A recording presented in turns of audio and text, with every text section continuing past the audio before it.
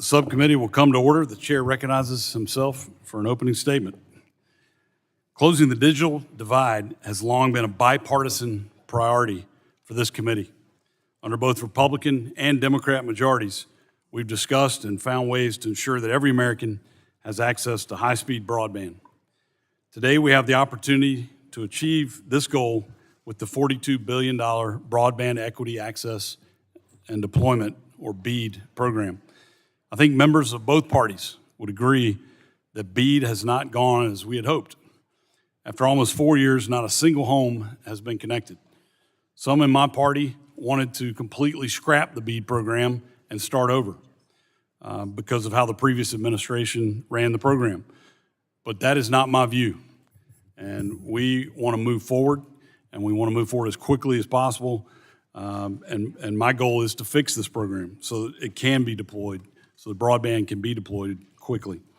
The name of my bill that I introduced to do this is called the Speed for BEAD Act, and it reflects this priority.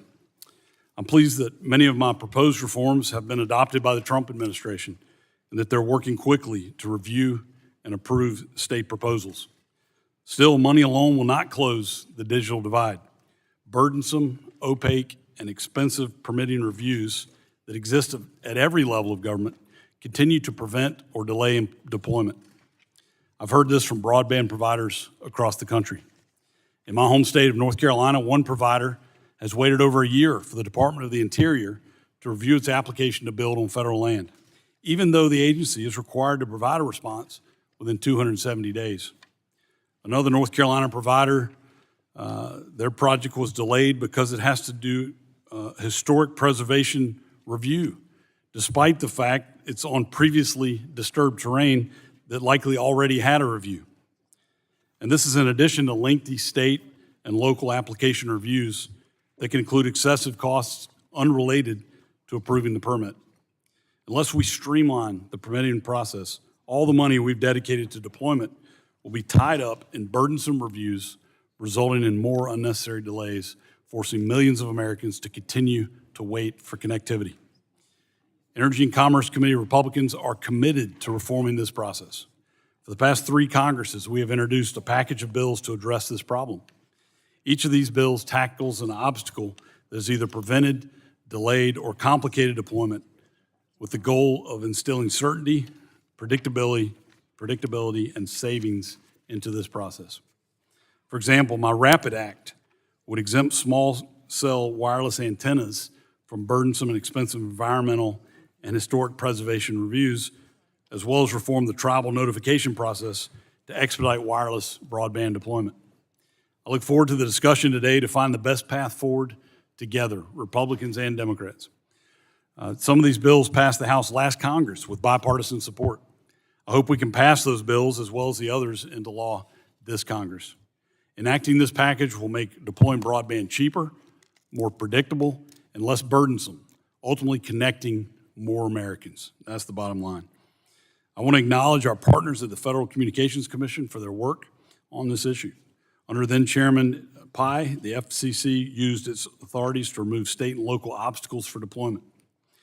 They work to implement shot clocks and cap fees where they can.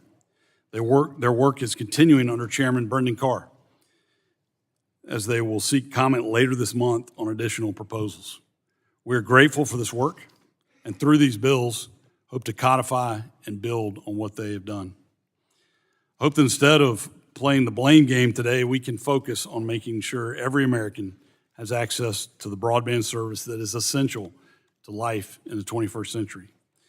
We have an esteemed panel of witnesses with us today, all of whom have expertise with the challenges of deploying broadband. I look forward to hearing from them, and I look forward to this discussion. And now I recognize the ranking member, the gentlelady from California, for her opening statement. Thank you very much, Mr. Chairman. Before we begin today's hearing, I want to start with something that should unite us. Every American deserves a right to speak freely and safely. Freedom of speech is a cornerstone of our democracy, and political violence has no place here. That's why I strongly condemn the assassination of Charlie Kirk. We must all stand against this violence and stand up for free speech. Defending free speech also means standing against government censorship. Yesterday, ABC pulled Jimmy Kimmel off the air after threats from President Trump's FCC chair. That's censorship, plain and simple, a direct attack on the First Amendment. President Trump has twisted the FCC from an independent agency into a political lapdog to silence his critics. And Republicans are letting it happen. If they truly cared about free speech, they'll pass my Broadcast Freedom and Independence Act, which shields the media from political retaliation, no matter their views. And this committee must do its job, hold a full oversight hearing on the FCC to demand accountability for its abuse of power. While this administration tears down our freedoms, it's also blocking real solutions Americans need, like connecting the tens of millions that trapped on the wrong side of the digital divide. In my district, thousands are being left behind as the world goes digital. They're struggling to pay bills, see the doctor, and work or attend class from home.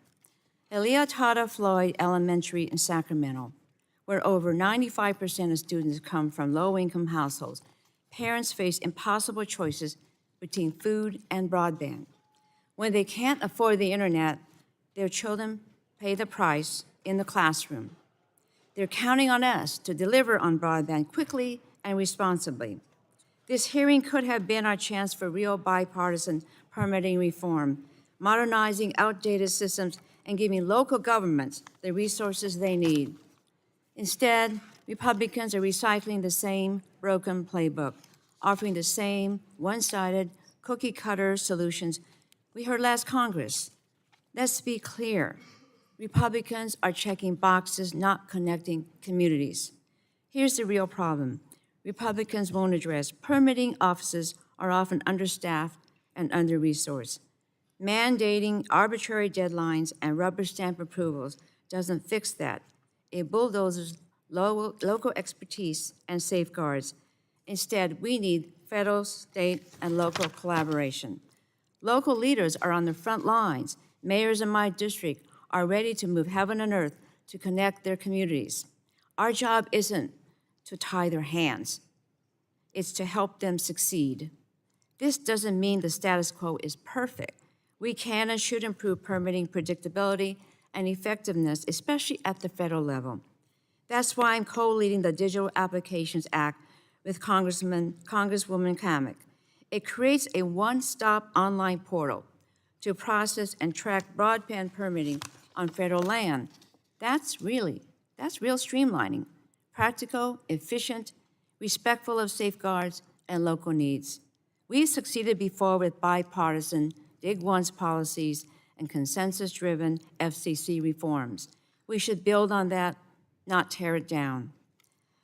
And let's not forget the bigger crisis. Permitting reform means nothing if President Trump guts broadband funding.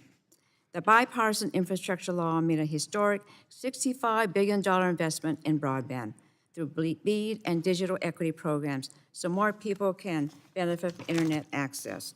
In my district, community organizations were ready to use this funding to help people like Mohammed, a community college student who needed affordable, reliable internet to take classes and build his career.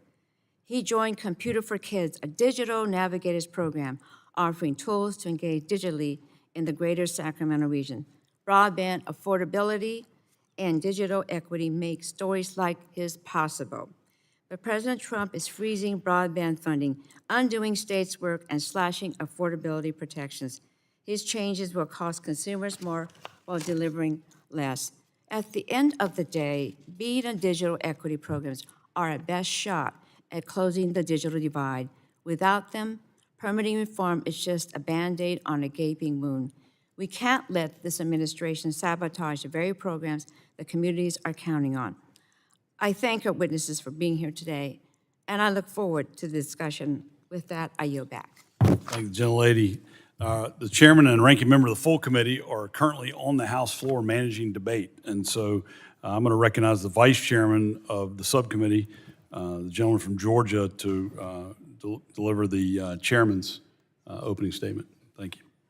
Thank you, Chairman Hudson, for bringing us together for this important hearing, and thank you to the witnesses for your participation. Two of our priorities here on the Energy and Commerce Committee are closing the digital divide and maintaining America's wireless leadership. Both of these goals require deploying infrastructure to connect unserved Americans, like many of our constituents. Whether we are putting fiber into the ground or building the wireless networks needed to connect people in more remote areas, we must ensure that every American has the opportunity to participate in the 21st century digital economy. Permitting continues to be one of the biggest obstacles to deploying this important infrastructure. Too often, broadband providers, from fiber companies to tower builders, are forced to delay their projects because of lengthy and cumbersome permitting processes that exist at every level of government.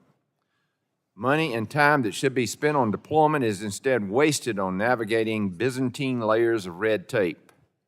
We must address these challenges to ensure that every American has access to connectivity. The legislation before us today, almost 30 bills, will streamline broadband permitting processes and address a range of issues.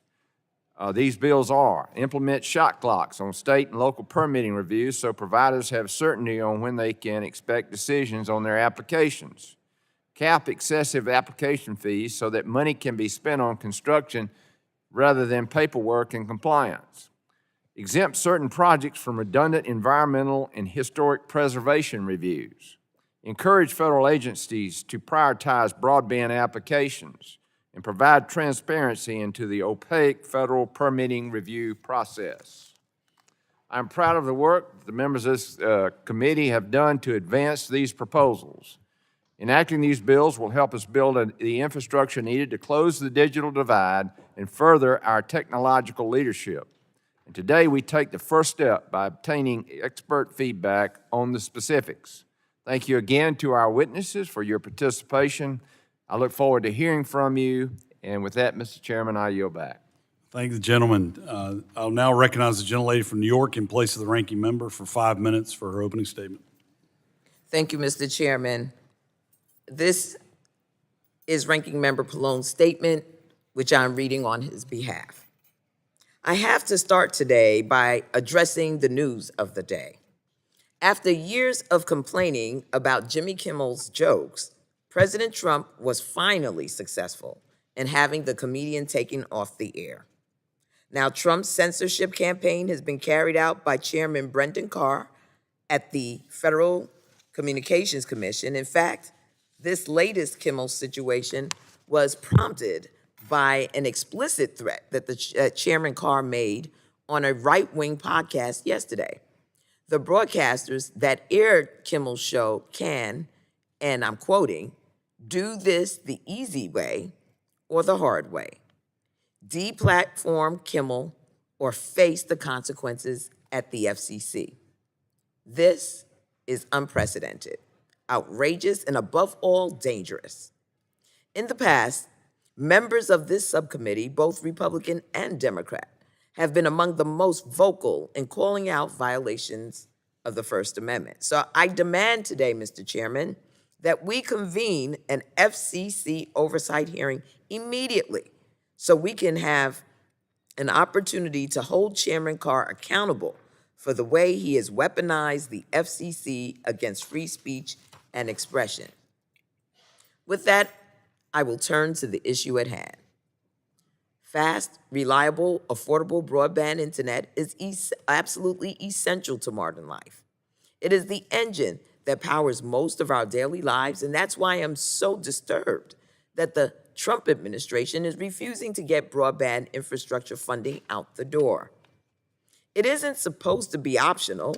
This is the money that Congress wrote into law for our constituents to make sure they have the broadband access they need, but the Trump administration is choosing to deliberately delay and undermine the program, which would otherwise be putting shovels in the ground right now. It's a betrayal to our communities and our states, who have been counting on the BEAD funding we promised them. While I remain frustrated about the delays in the BEAD funding, I'm pleased that we have a handful of bipartisan bills before us today that would improve old and outdated permitting processes. It is no secret that some federal agencies operate according to archaic protocols that have slowed infrastructure deployment. Democrats are eager to work together with our Republican colleagues on bills to address these and other real shortcomings. Unfortunately, the vast majority of the bills do not address the most pressing barriers to infrastructure deployment. Many of them are just politics dressed up as policy, amounting to little more than backdoor attacks on important environmental protections. Others would needlessly and wrongly undermine local, state, and tribal governments. For instance, the, quote, shot clock, end quote, legislation before us today would impose arbitrary deadlines and a one-size-fits-all mandates on local governments, ignoring basic sunshine laws that ensure constituents have a say in local decisions. I cannot support efforts like these, which would steamroll mayors and town councils in the communities we serve and strip our constituents of their right to be heard. If my Republican colleagues really want to remove barriers to broadband deployment, they should consider legislation to provide federal, state, local, and tribal partners with the resources they need to get the job done. Passing a bill here in Washington that simply tells local and tribal governments to not only do more, but to do it more quickly and with less is simply not a real solution. The truth is, no amount of permitting reform can make up for the damage the Trump administration is actively doing to broadband deployment by delaying the BEAD program, which should have broken ground at the beginning of the year. Instead, Commerce Secretary Lutnick has imposed further delays and forced states to restart their work from scratch. The result is that 9 months later, no shovels are in the ground, and there are fiber optic cables in the warehouse collecting dust. Now, entire communities will remain disconnected and unable to access broadband internet. The Trump administration is also poised to spend billions of dollars to subsidize inferior service options like satellite, which every American can already access today. Low Earth orbit satellite broadband service like Elon Musk's Starlink is the main beneficiary of Secretary Lutnick's meddling with the BEAD program. But federal investments in broadband deployment are meant to build infrastructure to communities that the private sector has not reached. It appears Secretary Lutnick's plan is to saddle communities with the cheapest service available so that he and President Trump can illegally claw back tens of billions of broadband dollars that were promised to our states. With that, Mr. Chairman, I yield back the balance of my time. Thank you, gentlelady. And I would just like to remind all members of this committee that this is a really important hearing. These witnesses have made extraordinary effort to be here today to testify. I hope we can really focus on this issue at hand of how quickly we can get broadband deployed. And I think we may have some disagreements about how to get there, but I really hope we can stay focused on that. I hear both the ranking member of the subcommittee and the full committee raise concerns about the Jimmy Kimmel issue. I just think maybe we can move beyond that and focus on the issue at hand. I find it interesting they raise that because 2 senior members of this committee in February of 2021 wrote the CEOs of 12 content providers asking them to censor Fox News and Newsmax and other organizations because of what they claim to be misinformation. I also have a letter I remember from March 1st of 2023 where both Hakeem Jeffries and Charles Schumer wrote a threatening letter to Fox News saying that they needed to take action against Tucker Carlson. And lo and behold, a month later, they fired Tucker Carlson. So I just find it a little bit curious that folks are raising this issue in this way now. I hope we can just put this aside and let's focus on the issue at hand and show respect to these great witnesses who are here. As we've now concluded member opening statements, the chair reminds members that pursuant to the committee rules, all members' opening statements will be made part of the record. We'd like to thank our witnesses for being here today to testify before the subcommittee. Our witnesses will have 5 minutes each to provide an opening statement, which will be followed by a round of questions from the members of the committee. The witnesses here before us today are Jonathan Spalter, President and CEO, U.S. Telecom, the Broadband Association; Patrick Halley, President and CEO, the Wireless Infrastructure Association; Stacy Pies, Senior Vice President of Government Affairs and Policy, Encompass; and Drew Garner, Director of Policy Engagement, Benton Institute for Broadband and Society. Thank you all for being here today. Mr. Spalter, you are recognized for 5 minutes. Well, thank you very much, Chairman Hudson and Ranking Member Matsui, all members of the subcommittee who are convening us here today. You know, one of the many statistics that are flying around social media, and I confirm it by a human being source, not just by ChatGPT, is that for kids that are entering primary school, 65% of the jobs available to them will be in fields that don't yet exist. But here's the catch. That statistic actually comes from 2016. Those same kids now are just entering or are freshmen in high school, and they're staring at an uncertain future, preparing to make very big choices that were going to shape their lives as well as our nation's future. And we owe it to them and every generation coming up behind them to move with urgency today on the matter before us, to build the networks that will carry them into the careers, industries, and innovations that they and we can barely imagine. And we know that permitting delays are one of the single greatest barriers to their future. Without timely permits, there is no broadband. And this requires policy reforms, but it also requires a shift in our collective mindset toward practicality, towards common sense, outcomes over bureaucracy, more green lights, and less red tape. And we think there are three big principles to help us get there. The first is let's cut duplication. In places where infrastructure already exists, obviously, where rights of way have already been studied, let's not go back to square one. Let's expedite the approvals. Second, clear timelines. On federal lands, that means decisions within 30 days. If after 60 days of no decision, then that's the decision. The permit is deemed granted. We move, we build, we connect.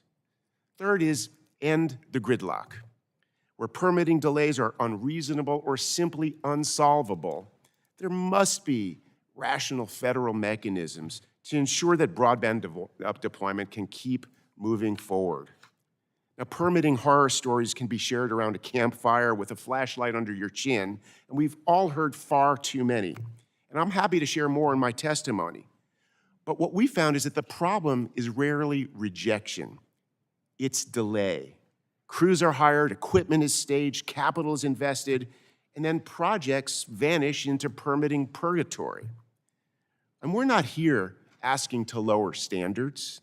We're here seeking better processes. Our country can no longer afford to keep reciting the same old excuses. If that's all we accomplish today, then we repeat the very same bureaucratic failures we're here to try to eradicate. Too much is on the line. The opportunity for every community to be able to compete, to be sites for data centers and advanced manufacturing jobs, America's leadership of the AI revolution, our nation's ability to compete with our global rivals. We know that China right now is salivating as we speak at the thought of American bureaucracy grinding our progress towards innovation to a halt. One of the greatest threats to our connected future is death by 1,000 paper cuts. This is particularly urgent right now, as we've heard, because BEAD will soon be on the clock. Providers, our members, have just 4 short years from award to build and deliver. Permits are the biggest barriers to hitting these important marks. And Mr. Chairman, if broadband permitting stays stuck in the past, many of your constituents will be too. Our global competitors are not waiting, neither can we. Your nation's broadband providers are ready. Our trenchers, our engineers, our splicers, our linemen, our entire broadband workforce, they're raring to go. Let's get them moving. Let's get them building. Thank you very much. Look forward to your questions. Thank you very much.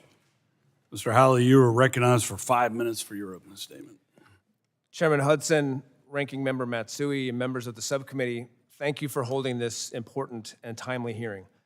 I'm pleased to be here on behalf of the Wireless Infrastructure Association, the principal organization representing the companies that design, build, own, and operate the infrastructure that powers America's mobile and fixed wireless networks. WIA member efforts to deploy and upgrade wireless infrastructure are directly affected by permitting decisions daily, and we welcome the opportunity to share our perspective.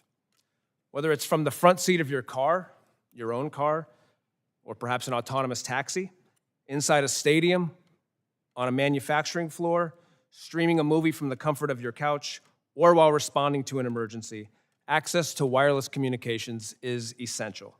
Wireless connectivity is at the core of every sector of our technology-driven economy. That's why it is so important that the United States is, and that we remain, the global leader in wireless. I'm here today first to share the good news of the American wireless success story. Where we're getting our spectrum and our infrastructure policies right, it is working. Wireless carriers and their infrastructure partners are investing billions annually to close coverage gaps and add network capacity. Mobile broadband speeds are up, way up. Prices are down. Enterprises are increasingly turning to advanced private wireless connectivity, and it's fixed wireless broadband service that's leading the charge to close the digital divide in rural communities, with 13 million homes now connected with 5G fixed wireless home broadband service. These networks will also serve as the foundation for the next technology revolution. Powerful advancements will be driven by artificial intelligence, technology that will be integral to the operation of wireless networks, and new applications and services that will be made possible by those networks. I'm also here with a cautionary message. Our future success is not guaranteed. It depends on the adoption of smart infrastructure policies that unleash the full power of commercial spectrum. In the months and years ahead, we will collectively focus on the importance of winning the global AI race. And as we continue to reap the benefits of 5G, we will also chart a path towards winning the race to 6G. The reality is that neither of those races can be won unless we win both. The champion will be the country that ushers in an era of unmatched productivity and economic growth and leads advances in national security. That's why this hearing is so important. Congress, led by this subcommittee, already passed landmark legislation earlier this year, providing a pipeline of 800 megahertz of full-power licensed spectrum for commercial use. That was a big deal. And there's still a lot of work to be done to free up this spectrum. The deployment of 6G is expected to start by the end of this decade, and the U.S. mobile industry will need access to at least 600 megahertz by then, just to keep pace globally.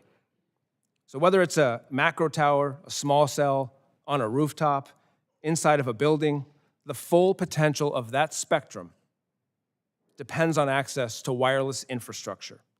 We are ready to get to work to build that infrastructure that Congress has called for. At the local level, this will mean having coverage sufficient to provide access to life-saving connectivity and enough capacity to take advantage of the full capabilities of 5G and future 6G networks. On the global stage, it's the difference between winning the AI race and standing on the sidelines. WIA seeks a national wireless infrastructure permitting framework, one that respects the important role of local governments and federal agencies in infrastructure siting. In fact, the local government role is essential for the sustainability of the wireless infrastructure ecosystem. We welcome an effective partnership with local governments. Specifically, we need a permitting framework that is predictable, proportionate, and transparent. And the good news is we're not starting from scratch. Building off of legislation, the FCC, in a highly bipartisan manner over the past decade, has adopted a series of rules consistent with these principles. The legislation being considered by this subcommittee today would codify those important bipartisan actions and strengthen the rules of the road. WIA urges Congress to create the certainty our industry and our government partners need to build the networks of today and tomorrow. I know that we all share that goal of connecting every single community. So let's work together to get the job done. Thank you very much. Thank you. Ms. Pies, you are now recognized for 5 minutes to deliver your opening statement. Be sure your mic's on there.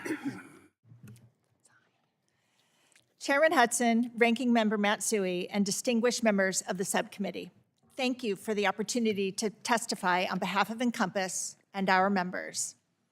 My name is Stacy Pies, and I'm the Senior Vice President of Government Relations and Policy at Encompass. I have the privilege of representing the creators, builders, and adopters of our digital ecosystem. These are the companies that are responsible for the infrastructure powering America's broadband and AI future. Together, we work to advance policies that turn investment into innovation and connect communities to the future. Today, we are all focused on the builders, the companies that are making the critical investments to bring advanced networks and technologies into everyday life. These builders need a permitting system that strengthens communities and secures our nation's economic leadership and national security. We commend this committee for considering legislative solutions today that will address some of the most persistent barriers to investment and deployment. The bills before you represent precisely the kind of leadership we need to ensure America's digital infrastructure keeps pace with innovation. We are at a pivotal moment. The U.S. is investing billions in broadband and AI infrastructure. Our builders are ready. Our capital is waiting, but our permitting system is stuck in the past. That is why Encompass strongly supports permitting reform efforts such as the Rail Act, led by Congressman John Joyce, as well as FCC Chairman Carr's Build America agenda. These efforts are not just about cutting red tape, they're about unleashing America's economic potential and securing our global competitive edge. Let me be clear, permitting reform is economic policy. Every day of delay costs jobs, stifles innovation, and risks ceding our leadership to nations that are building faster than we are. Consider railroad crossings, one of the biggest barriers to broadband deployment. We have seen fees as high as $45,000 per crossing and delays stretching nearly 2 years. That's not just a hurdle, it is a derailment. The Rail Act addresses this issue, establishing a fair and streamlined process that balances safety and local authority with the goal of getting networks built. We also commend NTIA's work on BEAD, but permitting reform must go further. Private investments face the same broken system. Across the board, providers face a maze of duplicative reviews and inconsistent standards. Congress should extend streamlined permitting across all investments so every dollar delivers its full value. And we cannot afford to look backwards. AI infrastructure is coming fast. It needs fiber, energy generation and transmission, and advanced data centers. These projects can't wait years for permits to be issued. Congress must streamline the deployment of multi-state fiber routes and energy corridors to support the AI revolution. If we do not act now, we will risk falling behind. And we applaud Chairman Carr's leadership at the FCC. His Build America agenda demonstrates what can be achieved, establishing strict, clear timelines, investigating prohibitions on deployment, and making the process transparent. And we look forward to working with him as he investigates and removes additional barriers to deployment. And we encourage you and Congress to codify the FCC's reforms. Finally, Congress must empower local leaders. With BEAD and private capital flooding in, many communities are struggling to keep up. That's why we commend states like North Carolina, which have taken proactive steps to streamline permitting as part of its BEAD implementation strategy, recognizing that faster approvals are essential to meeting deployment deadlines and maximizing impact. With this consistent approach, states should be encouraged to support digital permitting tools, skilled staff, standardized timelines, and emerging infrastructure needs such as AI corridors and high-capacity connections. We appreciate the committee's attention to the practical challenges of implementation. So let me close with this. America's broadband future and the AI innovation it will power depends on the infrastructure we build today. We can either lead the world in deployment, or we can lead in excuses for why international competitors are moving faster in deploying emerging technologies. Builders are ready. Permits should be too. Thank you. Thank you. Mr. Garner, you are recognized for 5 minutes for an opening statement. Thank you. Chairman Hudson, Chairman Guthrie, Ranking Member Matsui, Ranking Member Pallone, and members of the subcommittee, thank you for the opportunity to speak with you today. The United States is about to make the largest investment in broadband in our nation's history. This investment, the $42 billion Broadband Equity Access and Deployment Program, or BEAD, has the potential to drive high-quality, affordable broadband to every last home and business throughout rural America. But BEAD's historic level of deployment will put historic pressure on permitting authorities. And this is especially true in rural areas, where permitting capacity is lowest and BEAD activity will be highest. Such permitting bottlenecks are a fundamental threat to BEAD's success. Fortunately, Congress gave BEAD the power to fix those bottlenecks. Congress did not restrict BEAD to simply buying spools of wire and satellite dishes. No, it mandated that BEAD fund initiatives to ensure networks are deployed on time and deliver maximum value to their communities. These non-deployment uses, which were written by bipartisan members of Congress, give BEAD the ability to promote things like workforce development, AI, and, to the point of this hearing, permitting improvements. In fact, until recently, states were planning to use non-deployment funding to address many of the topics we will discuss today: surging staff to capacity to local governments, streamlining and modernizing permitting processes, and increasing transparency and standardization. But all of that ended on June 6th, when the National Telecommunications and Information Administration, NTIA, fundamentally restructured BEAD. Before June 6th, BEAD was poised to bring reliable, affordable, high-speed internet service to millions of rural Americans. A handful of states were even ready to begin construction. But then NTIA's leadership hit the reset button. They created new rules to make BEAD prioritize cost-cutting over everything else, and they gave states a mere 3 months to implement these changes, an impossible task as time would show. Suddenly faced with the expensive prospect of re-engineering applications for a now unfavorable program, many ISPs dropped out. And now we are seeing the consequences. All 56 states and territories have discarded their original BEAD plans. Over 40 have submitted restructures plans, and none have been approved to begin construction. Preliminary results indicate that the mixture of technologies have shifted markedly away from fiber and towards low Earth orbit LEO satellite, with Kuiper and Starlink ranking first and second in terms of location one by a wide margin. Yes, many locations will probably still get fiber, but the distribution is extraordinarily uneven across the country, with some states achieving over 90% and others under 10%. Such low outcomes are devastating for rural communities. They know better than anyone that only fiber can guarantee their connectivity. Those who don't get fiber now may never get another chance. And as AI and other innovations demand more and more bandwidth, these communities will fall further and further behind. BEAD also no longer addresses the primary cause of the digital divide, which is affordability. Thanks to the restructuring, a subscription that would have cost $30 a month may now cost in excess of $80 a month. If people can't afford to use these networks that their tax dollars are building, what was the point of building them? Unfortunately, NTIA is about to restructure BEAD for a second time. The agency will soon roll out price caps that are designed to cut fiber from state plans with all the precision of a lawnmower. NTIA's goal, seemingly, is to increase the amount of non-deployment funds available for them to claw back. That would mean no money for permitting improvements. The impact on states would be disastrous. For example, in North Carolina, the upcoming changes could drop the state from 68% fiber, 38% satellite, to nearly 50-50, and it would cut over $1 billion in non-deployment funds from the state budget. Other states would not fare much better. ISPs, including many small ones, would lose well over half of their funds.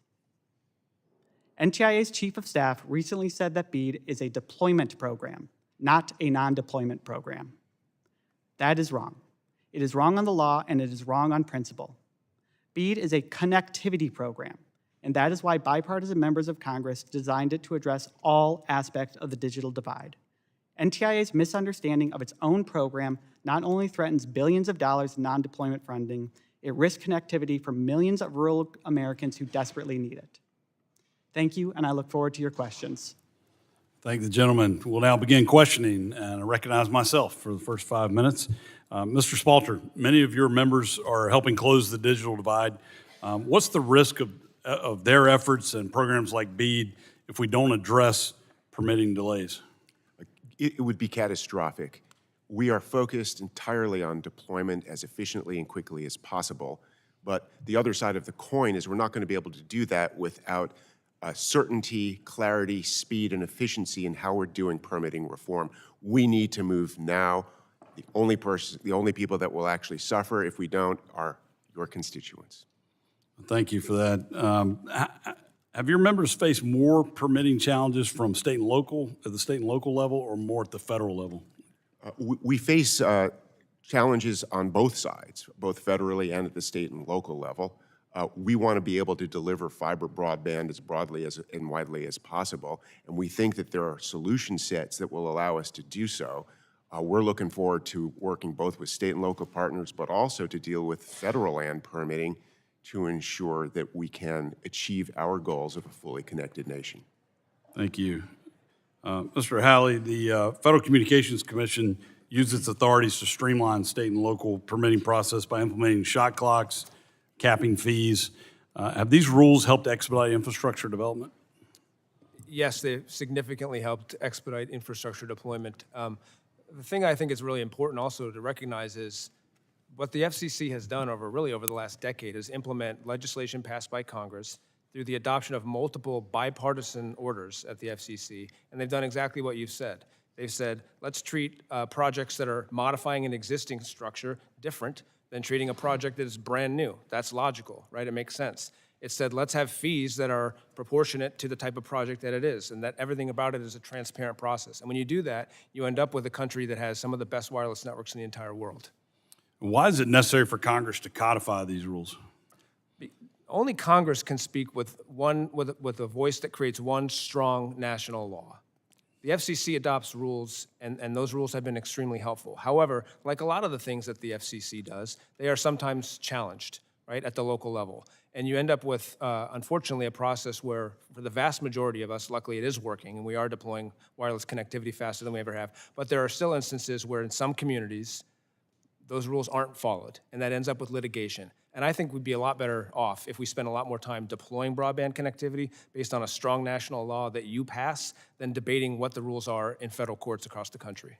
I agree with that. Are there areas where Congress should go farther than what the FCC has already enacted? Well, I think one thing you can do is really focus on federal lands. Mr. Spalter said we have problems at the local level and on federal. That's true for wireless as well. For example, GAO issued a report, it was last year, and it said that roughly half of the applications that are being filed for permits on federal lands are not meeting the deadline that you set of 270 days. Mind you, that's 9 months to review applications for deployment on federal lands. And perhaps even more troubling is the fact that there's a significant amount of applications where they actually didn't know when they had been filed, so they couldn't track them at all. And that's why I think something that Congress can really focus on in a helpful way, and I'm pleased to see several bills do that. Thank you. Ms. Pies, a number of states have enacted legislation addressing broadband deployment through rail crossings. What impact have those laws had on deployment, and what best practices can we take from those laws? Mike. Yeah. It's technology. Yeah. I appreciate that question because railroad crossings are one of the biggest barriers to deployment, especially in rural areas of the country. When we have providers who have to cross railways, they end up the deployment process ends up lasting an additional year to 2 years beyond what it would take just to deploy the technology. So it's creating a new divide. We've got providers who are deciding they're not going to deploy if they have to cross the railway because the additional cost and the additional time involved creates a barrier that is unsolvable. Well, have we seen any of the state laws help in this process? Yes, and actually the RAIL Act is modeled on some of those state laws. We have laws in Virginia and Minnesota and Illinois, some of them passed many years ago, that have created progress. And just like Patrick discussed the need for congressional action, having one unified process that enables both the railways and the broadband providers to know exactly what they're working with, what the timeframes are, to ensure that costs are actual and reasonable costs, and to ensure that safety standards are followed is really critical nationwide. Thank you for that. My time's expired. So I'll now recognize the ranking member of the committee for 5 minutes for your questions. Thank you, Mr. Chairman. You know, we know the BEAD program is the single largest federal broadband investment in American history, dedicating over $42 billion to connect every home and business in America. We're all excited about that. But just when states think they can move forward, this administration shifts the goalposts, first by freezing funding, and then by recklessly rewriting the rules, and now by threatening arbitrary price caps that gut broadband quality for our most vulnerable communities. Mr. Garner, you've been working on this a long time. How will this administration's BEAD changes impact our ability to connect every American to reliable, affordable broadband? And how much more changes can we take? Can we complete this thing? Thank you for the question. So the changes NTIA has already made will make it so that BEAD cannot reach every unserved American in the country. They have instituted a new criteria by which locations that are too expensive just simply are no longer eligible for BEAD. So by definition, it will not serve everyone. But of the people it does serve now, on average, they will get more expensive service that is slower and less reliable, and fewer people are going to get it. The investments they're making are not going to pay off over the long term. They're not going to be as reliable for generating the economic development that we sort of expected to see from the original BEAD program. Oh, that's very disappointing, since we're all excited about connecting every American. Now, broadband infrastructure means nothing if people can't afford to use it even, or lack the skills to do so. That's why President Trump's illegal axing of digital equity grants, including $70 million for my own state, is so devastating. He's ripping away funding meant to help workers learn digital skills, seniors avoid scams, and families use telehealth and other cost-saving tools. Mr. Garner, how does this affect the communities that need help the most and the local organizations that are counting on the funding to serve them? So by cutting the Digital Equity Act, in addition to a host of other changes to the BEAD program, the loss of the ACP, this means that we're going to get less return on our investment from the BEAD program. The people are not going to be able to use the networks nearly as effectively as we wanted. Additionally, when we bring internet to many of these communities for the first time, we're bringing both the best the internet has to offer, but also a lot of the worst, the scams and all the dangers that can happen. So without the digital equity money to help people be safe online, we're creating inadvertently additional risks. Sounds worse and worse here. Now, I'm disappointed that this hearing is being used to push partisan proposals that gut environmental protections and override local authorities rather than focusing on practical solutions to real problems. Where permitting can be improved, Democrats are ready to work on bipartisan solutions. That's why I co-lead the Digital Applications Act with Congresswoman Kamek. This bill fixes a major barrier for broadband deployment, inconsistent permitting timelines, and paperwork access federal agencies, across federal agencies. Mr. Halley, would you explain how a digital standardized permitting portal can reduce administrative burdens and speed deployment?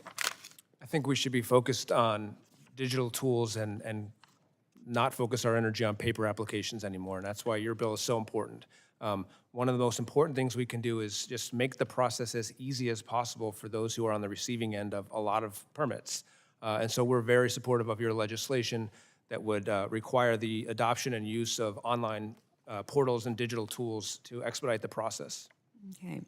Now, a smart broadband strategy doesn't mean throwing billions at the cheapest technology, especially if it means abandoning affordability and capacity to adapt to future connectivity needs. Mr. Spalter, what are the long-term trade-offs if states lose flexibility to direct BEAD funding to the best mix of technologies? How does this impact upkeep, performances, and consumer affordability? Thank you, Congresswoman Matsui, for that question.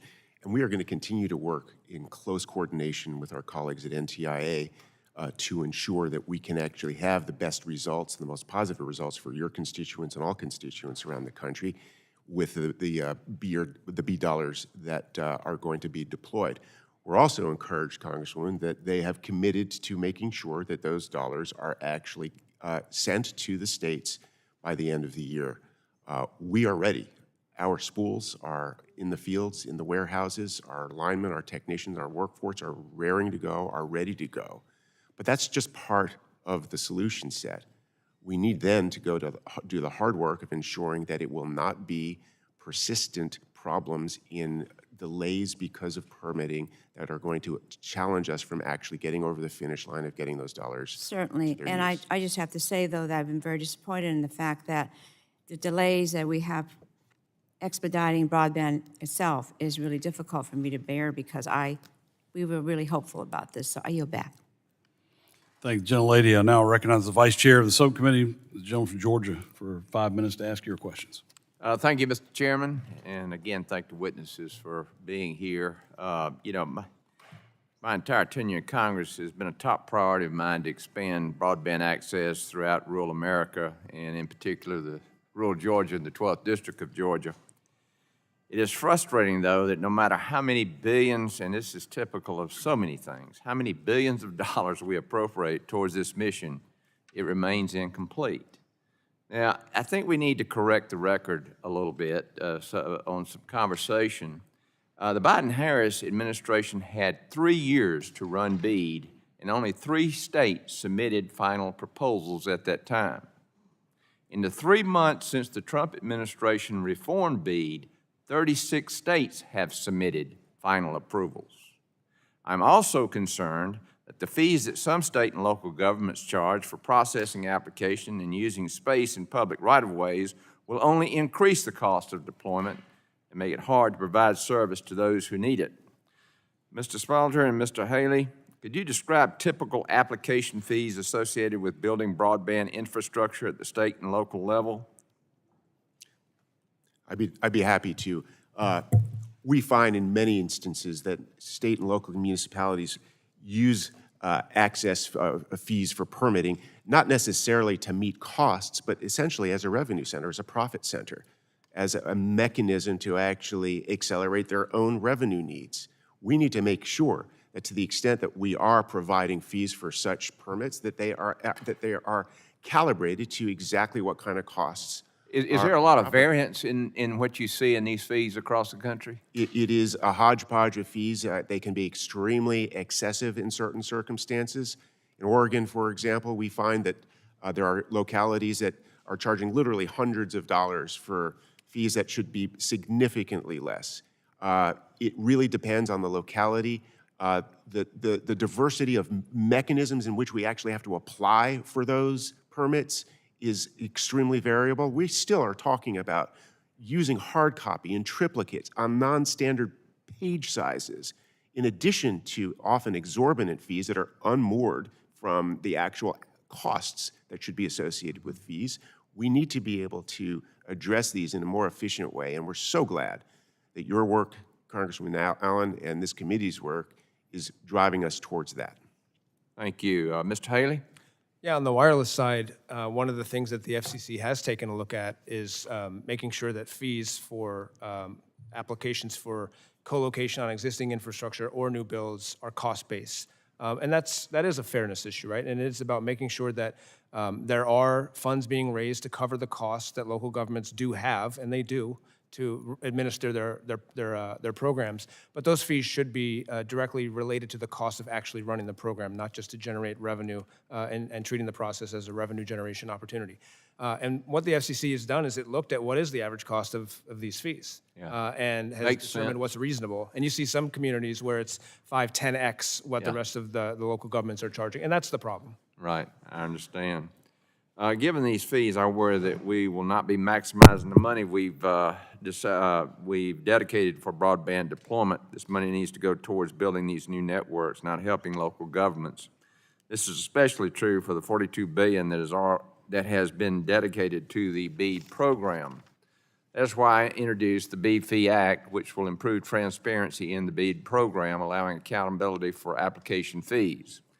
Mr. Salter, you mentioned in your testimony that China is eager to see American bureaucracy slow us down. How does streamlining broadband permitting help us to stay ahead of global competitors? It tries to even the playing field. Let's be clear about what's going on today in the world. In China, in 2025, it's expected that there will be $100 billion of CapEx invested. 50% of that is coming through an industrial policy by the Chinese government. That's about $50 billion. It's significantly more than we're spending here in the United States. They are actively moving forward on a national effort, connectivity effort called the Eastern Data and Western Computing Project. It's a multi-billion-dollar effort to make sure that there's connectivity between data centers. Unless and until we have the guile and the focus to be able to move aggressively to streamline and make more logical our own permitting systems so that we can truncate the time from application to approval, we are going to fall behind in the AI race. Okay. And we can't let that happen. Right, well, I'm out of time. The other witnesses, if you would like to comment on that for the record, please submit that for me. And with that, Mr. Chairman, I yield back. Thank the gentleman. The chair now recognizes the gentleman from Florida, Mr. Soto, for 5 minutes to ask your questions. Thank you, Chairman. Colbert, canceled. Kimmel, canceled. Attack on the First Amendment, pushed by President Trump and backed by FCC Chair Carr. It's an extortion to attack broadcasters' licenses and mergers and more just for speech you don't like. Imagine if the shoe was on the other foot. Imagine Biden blocking a recent Fox Sports sale until Sean Hannity and Jesse Waters were taken off the air for statements he found offensive. For these issues and more, Chairman, I ask and renew the call of our ranking member that we have an FCC oversight hearing. It's been quite a while since we've had one. Now turning to the matter at hand. There was a vision, high-speed internet for all Americans, and a tale of two laws. The American Rescue Plan, passed in March of 2021. It was in February 2023, then Governor DeSantis announces $7.6 million in rural broadband gets deployed in Central Florida in areas of my district like Kenansville, Deer Park, Bull Creek, and Yeehaw Junction, which is a place. We all have those. Infrastructure law passed in a bipartisan way November 2021. June 2023, allocations announced. End of 2024, all states' plans are approved. It's been an 8-month delay. Why? Because President Trump stopped the program, and then adding tariffs and mass deportations hasn't hurt either. 5.8 million Americans are still waiting, including many folks in rural areas of Florida. Permitting reform is part of the solution, so this is an important topic, but so are some of these other issues that we're talking through. Mr. Spalter, how has tariffs affected broadband lately? How has that increased the costs? Are we going to just get less bang for the buck with the money we're spending now because of the tariffs? At the moment, we're evaluating closely to the extent our supply chains are impacted by potential impacts from tariffs, but I will tell you that all of our broadband providers, all of our members have already pre-positioned their infrastructure, their human capacity, and are ready to go to deploy as quickly and aggressively as possible given current circumstances. And we're going to continue to work with our partners, both at the state and local level, but also across the administration to ensure that we can allow them to do their work as aggressively as possible. Where do you think the balance is with local governments? You know, I know there's constantly a tension as we're going through. I have a bunch of little towns in my area and counties. They want some say in it, but we have to make sure we can deploy this. What do you think that balance is to make sure we could get this broadband out the door? To the extent that you're referencing the balance of local officials in the discussion of permitting, Sure. I think, of course, our state, local, and municipalities have to have a clear and a voice. Local expertise is extraordinarily important. And I think our overall goal has to be collectively never to lower our standards when it comes to permit review.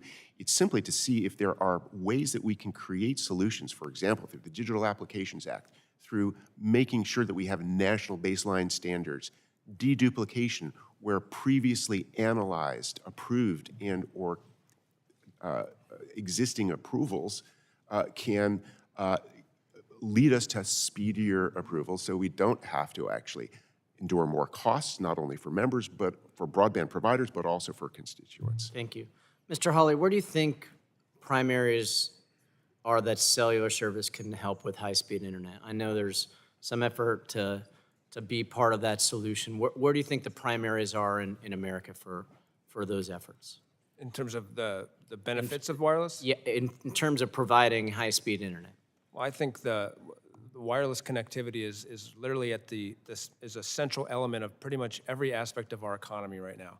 I said in my testimony, 13 million homes right now are getting access to broadband at their home, providing speeds of several hundred megabits per second. These are many homes who never had broadband before. And we think that the trajectory, the potential path for that to fixed wireless home broadband to continue is somewhere near 30 million homes. We're seeing broadband speeds on the download side now of, on average, 150, 200 megabits per second. In some urban areas, myself, I've been able to use my cell phone on a mobile device and get over a gigabit per second down. There's unlimited opportunity associated with networks that are delivering that kind of connectivity. And we get that, and we're going to use various technologies, but it's got to be high speed. We launched Starlink from Central Florida too, so we look at all these different areas, but we need to get this program out the door. Thanks, and yield back. I thank the representative of Yeehaw, Florida. Yeehaw Junction, Florida. Excellent questions. Now recognize the former chairman of this subcommittee, the gentleman from Ohio, Mr. Latta, for 5 minutes for your questions. Well, thanks, Mr. Chairman, and this is a very important hearing, and thanks for having it. Thanks for our witnesses for being here today. But just to verify once again, on November the 15th, 2021, BEAD was signed into law. That's over 3 years and 10 months from now. I've worked on a lot of different legislation when it comes to communications and technology in the subcommittee, and also worked to make sure we had accurate broadband maps. Because we have to have the right maps to know where we have to deploy and where that money needs to be spent. But one of the things I know that when we were working on, initially talking about BEAD was this. I said, don't pick winners and losers.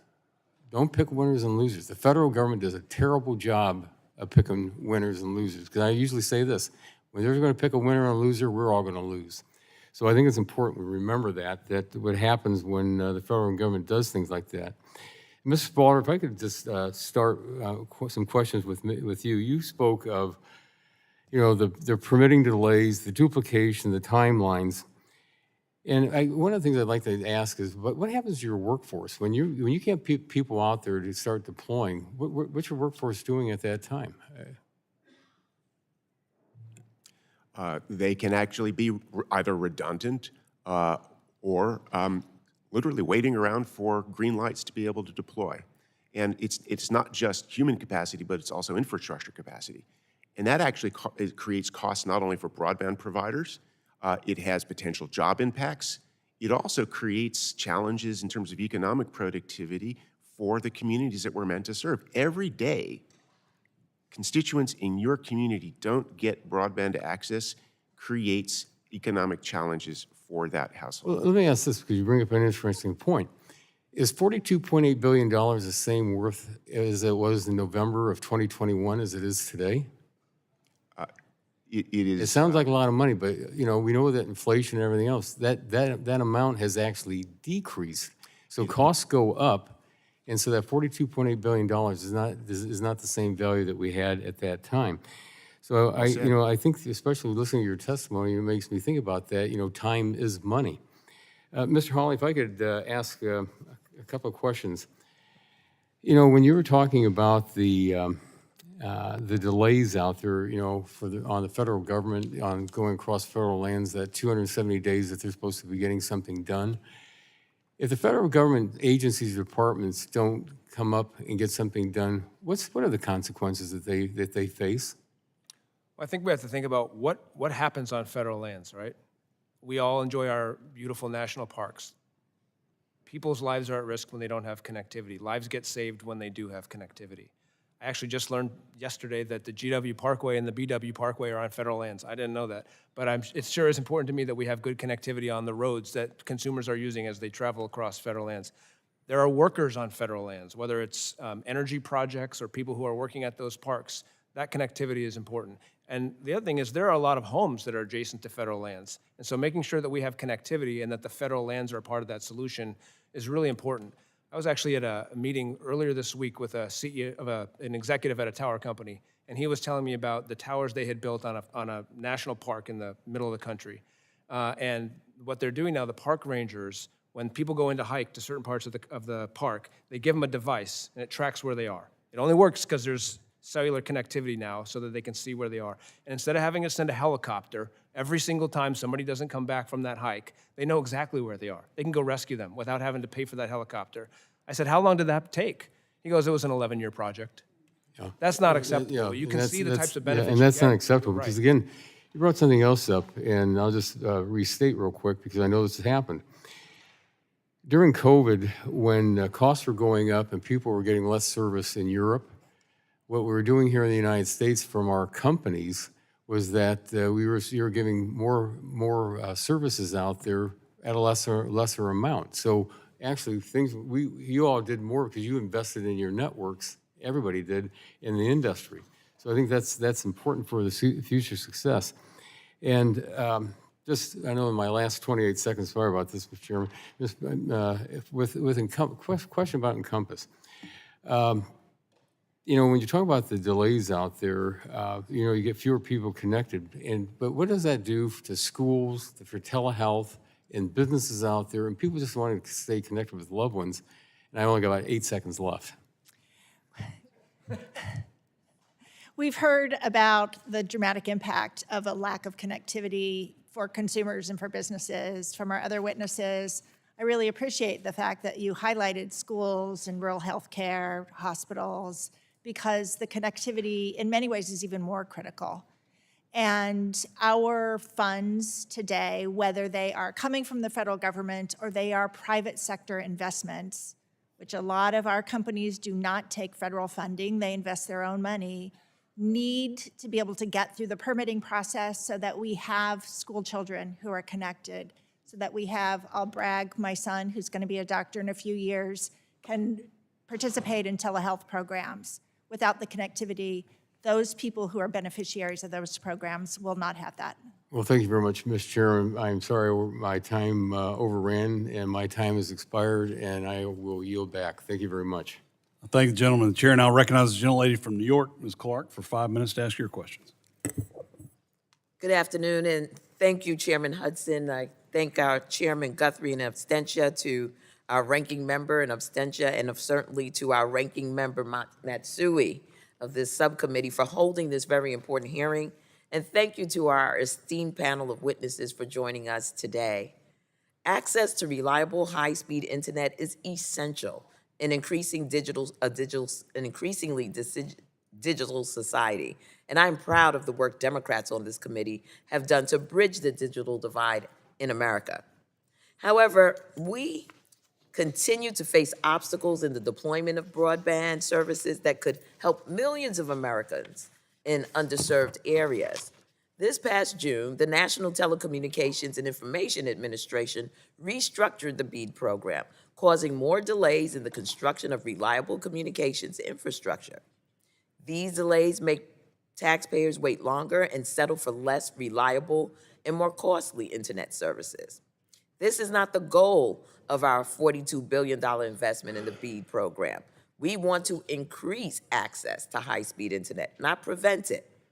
I look forward to working with my colleagues on this committee to explore pathways to equitably streamline these permitting processes, bridge the digital divide, and unleash the full potential of our nation. My first question is to Mr. Garner. Mr. Garner, as this committee looks at efforts to streamline broadband deployment, what factors should we consider to ensure that low-income and minority communities who have been subjected to both traditional and digital redlining in the past do not continue to be left behind? And other witnesses, you can chime in where you feel necessary. Thank you. Yeah, so broadband is definitely not just a rural issue. Permitting reform by lowering barriers to entry can increase competition, and it can also give cities a way to sort of say, we need to serve these areas, so you can't leave these areas behind. You have to rectify some of the wrongs of the past. And you need to make sure that these projects meet our needs. Also, I'd say that BEAD, in its non-deployment funding, by law, allows some of that funding to wire apartment buildings or to provide public Wi-Fi or to do broadband adoption, all efforts that will address that urban or digitally redlined community.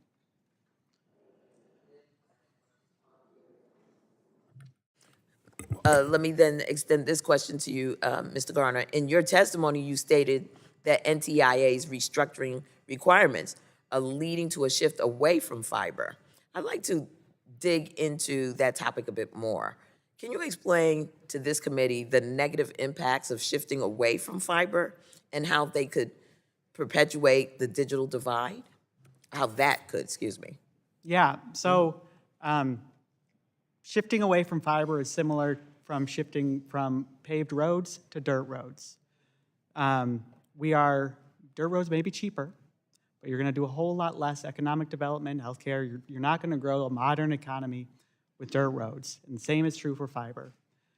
So as we lose fiber, the areas that lose it are going to lose all the economic benefits that it drives, the entrepreneurship, the increased investment, the government efficiency. For example, FEMA now requires you to get online, have an email address, and work through these portals, use your digital skills to be able to access government benefits. That saves the government money. It ensures people can use their programs too. So it is going to be a very big blow for the communities that miss out on this arguably last best chance they'll ever have at getting the infrastructure of the future. And in terms of just sort of the efficiencies, I think that one of the concerns is that, we know that fiber optics, can withstand far more traffic than any other sort of infrastructure. Would you give a little bit more detail on why fiber is such a game changer, if you will? Yeah, it's bandwidth capacity. It can handle anything you throw at it. Whatever that comes in the future, whatever you need today, it will be a guaranteed connectivity. But also, once you get it to the household, it is guaranteed to work, and it's going to work for 50 years. All their services, while they have their roles, they cannot give that guarantee. If you live on a hill, if you live in mountains, if you live near trees, if you're in a somewhat densely populated area, a lot of these other systems, like satellite, just simply will not reliably give you broadband service. Very well. Thank you very much, Mr. Chairman. I yield back. Thank the gentlelady. And now recognize the gentleman from Virginia, Mr. Griffith, for 5 minutes to ask your questions. Thank you, Mr. Chairman. I'd like to start by asking for unanimous consent to insert several letters into the record. We've heard some discussion today, Mr. Chairman, about business decisions being made and allegations that political influence was used in somehow, in some way, in those business decisions. And so I would like to submit a letter of March 1st, 2023 from Charles Schumer, then Majority Leader of the United States Senate, and Minority Leader Hakeem Jeffries of the United States House of Representatives, disagreeing with Fox News, and a letter dated February 22nd, 2021, signed by member Congresswoman Eshoo and member Congressman Jerry McNerney, where they asked questions of 12 different companies that provide TV networks to local homes. And in one of the questions, they specifically asked, are you planning to continue carrying Fox News, Newsmax, and One America News Network on UVerse, DirecTV, and AT&T TV, both now and beyond any contract renewal date? If so, why? And I would submit those for the record, Mr. Chairman. All right, thank you, Mr. Chairman. I'm glad to see this subcommittee discussing my bill, H.R. 278, the Broadband Leadership Act, which would make telecommunications infrastructure construction more efficient by expediting local permitting decisions. Under my bill, if a local permit is not approved or denied within 90 or 150 days, or an extension waiver is not obtained, the broadband provider would be granted a permit by default. Additionally, my legislation would ensure that permitting fees are tied to actual permit processing and equipment maintenance costs. Mr. Spalter, have your members seen delays in local permitting that could be interpreted as favoring certain providers over others? Yes, we have. We've also seen significant initiatives to ensure that there's not only favoritism, but there also can be instances where there are revenue-based decisions about how those fees are actually established for allowing permitting, and we have to actually move forward and streamlining them, including through supporting your bill. And of course, one of the problems I have is some of my areas don't have service. In certain neighborhoods, they don't have it, and in certain parts of rural counties, they don't have it. And could you provide some examples of exceptionally long permit delays that your members have experienced? Because the permit delays means some of my people aren't getting the broadband service. I think of just several examples. For example, we were recently in Utah at the beginning of the summer. One of our local members there told me that they had waited literally 3 years to get a permit to go onto federal land to repair a single fiber optic line. 3 years. I heard another colleague in Mr. Latta's district that I spoke to last week who had similar concerns that with respect to his accessing rights-of-way on a railroad line, he was delayed 7 months before he got to the ability to actually get a flagger on the rights-of-way at $1,200 an hour. These are just two small examples that, if you actually extrapolate those, are littering all parts of our country, communities across state, local, federal, and railroad rights-of-way. Well, and I know it's not all situations, but do you believe that in some localities, clear again, not all, that they're charging fees on broadband permits and fees for easement or pole attachment fees as a revenue stream for the community? Oh, absolutely. That is something that we see not only with respect to permitting fees, but we also see, for example, franchising fees on top of permitting fees in certain municipalities that are slowing down our ability to not only carry those costs, but are sometimes becoming disincentives for our providers to go into those municipalities and deliver service because of the excessive costs that are entirely unmoored from reality. Does that not particularly affect low-income areas where it's already a disincentive to go in there because you may not have that many households, and where you do, they may not be able to afford the product? 100%. Yeah, that's my concern in a district that's economically stressed and mostly rural. I do have some small cities that operate and some small localities that operate some things, but oftentimes they also have areas that are more economically stressed than the rest of the community. I do appreciate it. I have some other questions I'll submit for the record, and Mr. Chairman, with that, I yield back. Thank the gentleman. The chair now recognizes the representative from California, Mr. Ruiz, for 5 minutes. Yes, sir. Thank you so much, Mr. Chairman. In light of the Congressman's remarks earlier, I too would like to submit something for the record. They came out about less than an hour ago from CNBC, the Stock and Market and Business, where the Trump floats pulling licenses if networks are against him after Jimmy Kimmel suspended. There's a difference between members of Congress doing oversight, sending a letter asking them about their decisions, versus the President of the United States actually demanding that people pull the license of people who disagree with them. I'd like to also submit this one that says, FCC Chair Carr says, quote, "We're not done yet," after Jimmy Kimmel's suspension by ABC. Are these articles? Yeah, these are articles. Okay, Yeah. sure. Will you? Without objection. Thank you. You know, I believe the Bill of Rights define the core of our country, and I hope my Republican colleagues recognize their importance. They certainly recognize the importance of the Second Amendment, But you can't have the second if you don't have the First Amendment, so I especially would like them to recognize the First Amendment.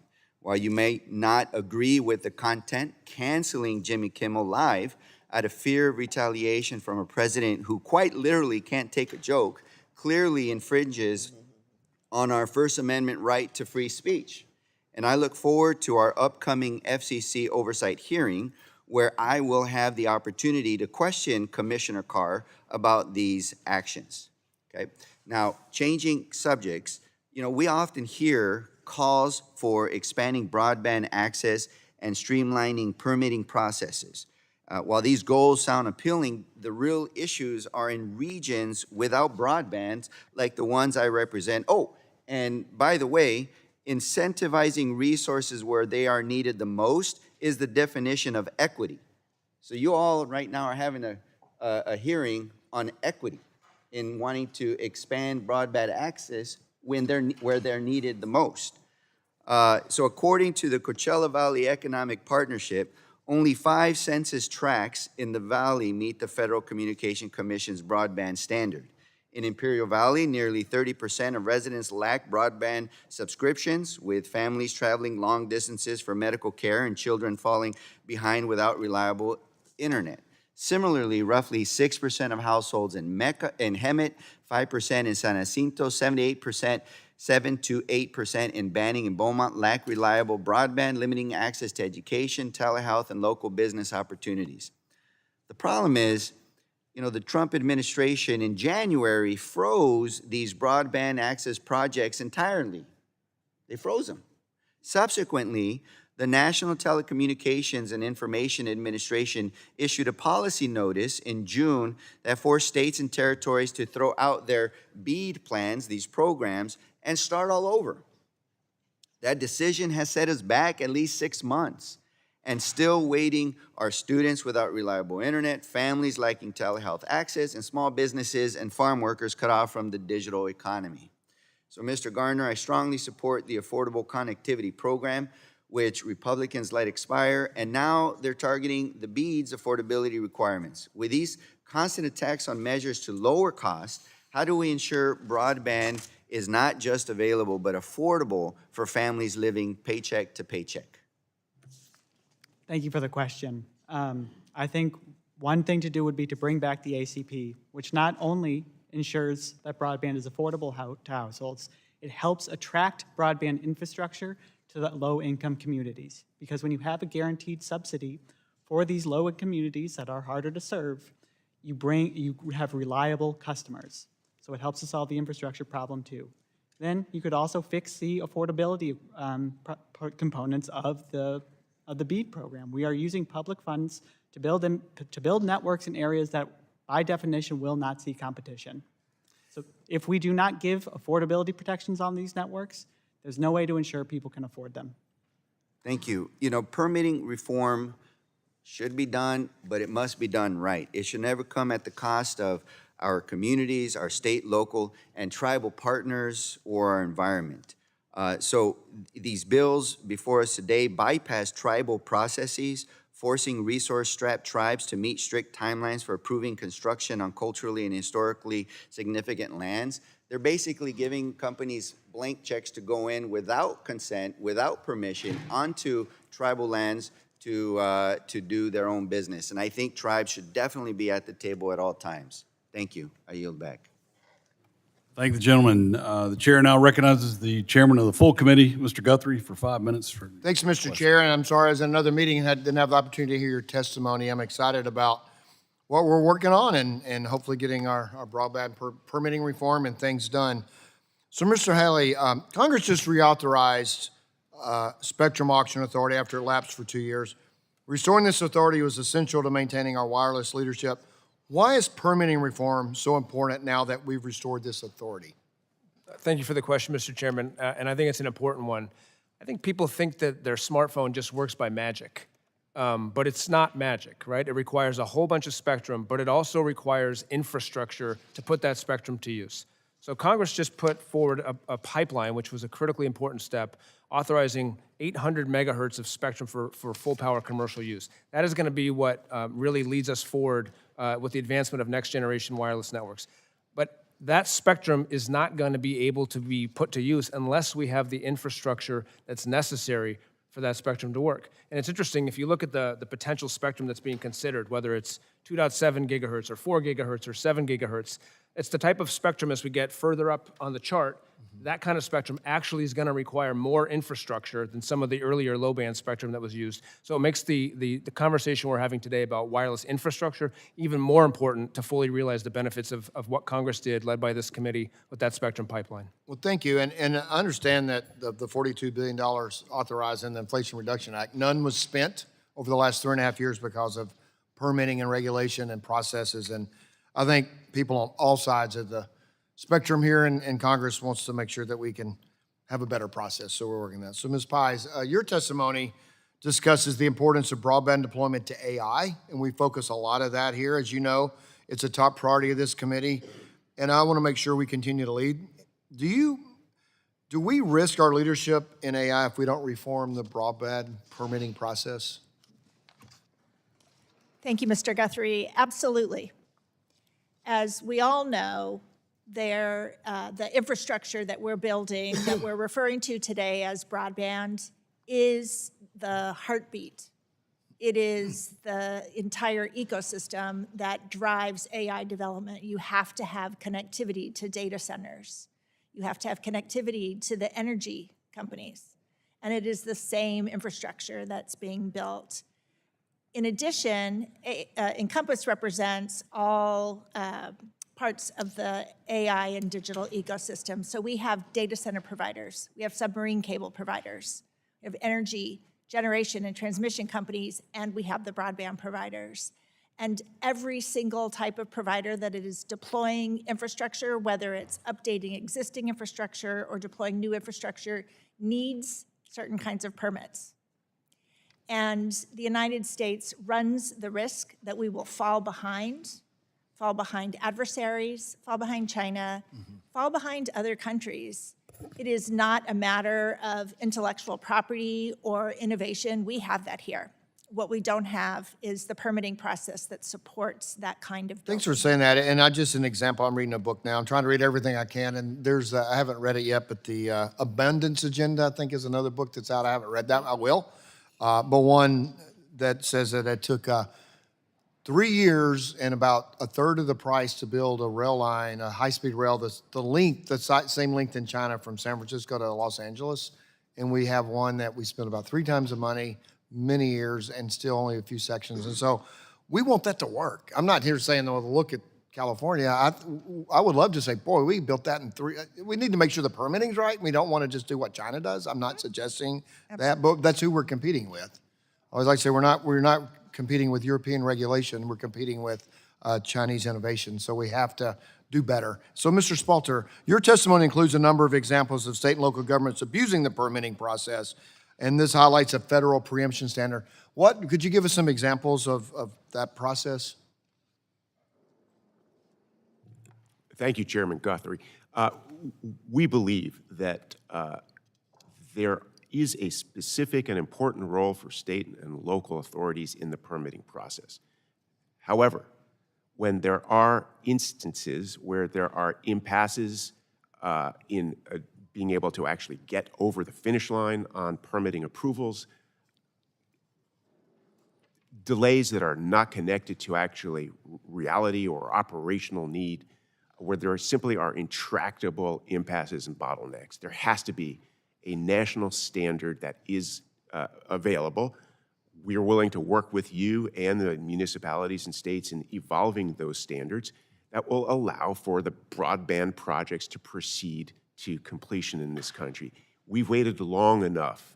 There are ample examples of how we can actually move forward. We've suggested a number of them in our testimony. Thanks, my time's kind of expired, but I appreciate your answer, and I think we know, we'll look at your, we'll follow up and make sure we know what we need to do. So thank you, Mr. Chair, and I will yield back. The chairman has yielded. Now recognize Representative Carter from Louisiana for 5 minutes of question. Thank you, Mr. Chairman. It's funny that we're sitting here discussing the ways to speed up connectivity projects today. The most significant delay in my home state of Louisiana has been the Trump administration's rewriting of policies for broadband deployment funds. In January of this year, Louisiana became the first state in the nation to secure federal approval for our plan to deploy $1.3 billion in BEAD funding. We were ready. The state was ready, it had shovels in the ground, ready to go in the ground in March. However, this was stopped. Unfortunately, the Trump administration's overhaul of the BEAD program has upended these years of planning, forcing states like Louisiana to scrap their work and to start all over again. The administration's program changes prioritize short-term cost savings in the interest of Elon Musk over durable, future-proof connectivity, leaving millions at risk of being locked into a second-tier technology. Louisiana now faces new procedural hurdles that will further delay broadband expansion, forcing us to wait again on federal approvals and hoping the administration doesn't move the goalposts again once we get close to completion. Mr. Garner, Louisiana's original BEAD plan would have used 95% high-speed fiber to connect underserved areas with broadband. Now the state's new plan uses just 80% fiber, and communities like Assumption Parish in my district and Webster Parish in the Speaker's district will now instead have Elon Musk's Starlink. What does this change mean for these areas in the long term? Will they be just as well served, or would they have been better with high-speed fiber? Thank you for the question. It means they will fall behind in the long term. I would also note that it will likely be... Say that again. They'll fall behind in the long term. So we're going to go from a better product to an inferior product. We are shifting them from a better product that would last for forever, basically, to a product that will barely meet the needs of today, much less those of the future. So I want to make sure I'm getting this right. If the state had sufficient funding within the BEAD allocation for fiber, is there any legitimate justification to force the state to use an inferior broadband technology? There is not. And I would note, too, that while 80% of the locations in Louisiana have fiber now, that number is likely to come down as NTIA institutes another round of fiber cuts. Going further in the wrong direction. Going further in the wrong direction. I'm particularly concerned with the non-deployment funds, as our governor sent a letter to the Trump administration urging it to allow states to use these funds. Louisiana's original plan included the use using $100 million in non-deployment funds to approve access to telehealth in rural areas with limited nearby medical facilities. These funds would have been transformative, especially now as the Republicans' big, ugly bill will cause more rural hospitals and clinics to close. Mr. Garner, isn't it true that the bipartisan infrastructure law explicitly approved the use of non-deployment funds? Yes. What other investments would be missing in Louisiana if the Trump administration illegally tries to claw back these funds? Telehealth, workforce development, AI preparation, cybersecurity, the list goes on and on. All things that my colleagues on the other side of the aisle on any given day really kind of pledges their support for. AI, security, making sure we have telehealth in our rural areas for people who undoubtedly are going to lose access to health clinics because of the drastic cuts, some 17 million people taking off the rolls. Are we heading in the right direction there? No, it's setting us in the wrong direction today and setting us to fail in the future. So what happens now when, if we're using an inferior product? You mentioned earlier when these people, when these companies go into an area where there won't be competition, if they have an inferior product, they're going to kind of be stuck with it, right? Yes. No competition, no one comes in, you've got a product that doesn't work, no one's coming in to challenge it, people are at a position where they're being charged more for less product. And no opportunities on the horizon to fix it. So we've gone from nothing to worse, arguably. Arguably. I yield. The gentleman yields. Now we'll call on Representative Dunn from Florida. for his 5 minutes of questioning. Thank you very much, Mr. Chairman. I think Congress must take an all-of-government approach to quickly administering solutions for broadband permitting reform. The 29 permitting reform bills that we're discussing today are crucial for building broadband capabilities. And while we've been moving the needle towards bipartisan reforms over the last decade, the iron is hot now. If we want to continue dominance on a global scale, we must follow through for our communications industry, national security, and American families. Luckily, we've succeeded this year in a few major ways. We delivered a huge win to the American people with the One Big Beautiful Bill, unleashing 800 megahertz of spectrum and securing major tax extension benefits to assist the industry in achieving those goals. However, the third leg of the stool is that we need to follow through on these permitting promises by enacting this reform. Without this reform, none of the infrastructure needed to connect Americans will be made a reality. The GAO reported that from 2015 to 20, federal programs have invested at least $44 billion in activities to support broadband, and more recently, the Infrastructure Investment and Jobs Act appropriated $65 billion for several broadband programs, including the NTIA's BEAD program. However, one of the most prominent permitting actions we've taken was in 2018 when Congress passed the Mobile Now Act, which established a 270-day deadline, a shot clock, if you will, for executive agencies to grant or deny applications for easements, rights-of-way, leases to install, construct, or modify communications facilities on federal property. Further, a 2018 executive order required GSA to issue quarterly reports on the applications to place communication facilities on federal properties. But 270 days seems like an exorbitant amount of time to replace critical infrastructure after, say, a hurricane or natural disaster. We're talking about replacing. My bill, the Connecting Communities Post-Disaster Act, would help resolve these permitting hurdles. Not to mention this timeline is frightening when you have to compete with China. According to the GAO, from 2018 to 22, the two agencies that processed the most applications from telecoms providers were the Bureau of Land Management and the USDA. Only 50% of their applications met the 270-day deadline. That's unacceptable for the United States.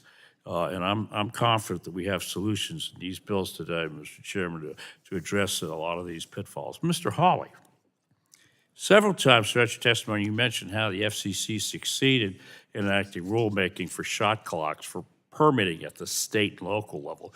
Can you explain what these shot clocks are and which ones of these rulemakings have been most successful, most effective?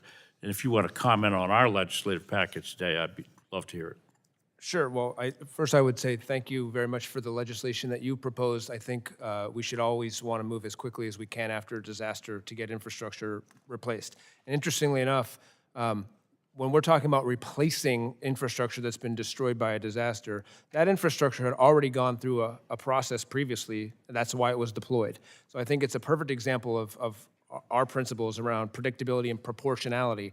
When we're talking about adding to or replacing infrastructure that had been previously approved by a local or federal agency, it doesn't make sense that we should have the same amount of delay and timelines for replacing something that was previously approved. That's a really important piece. Yeah, I agree entirely with that, obviously. I mean, you've already permitted it once.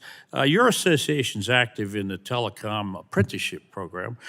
States like Ohio have those programs. Have you had conversations with Florida's broadband office, and can you give us any advice on where, how we're helping our workforce?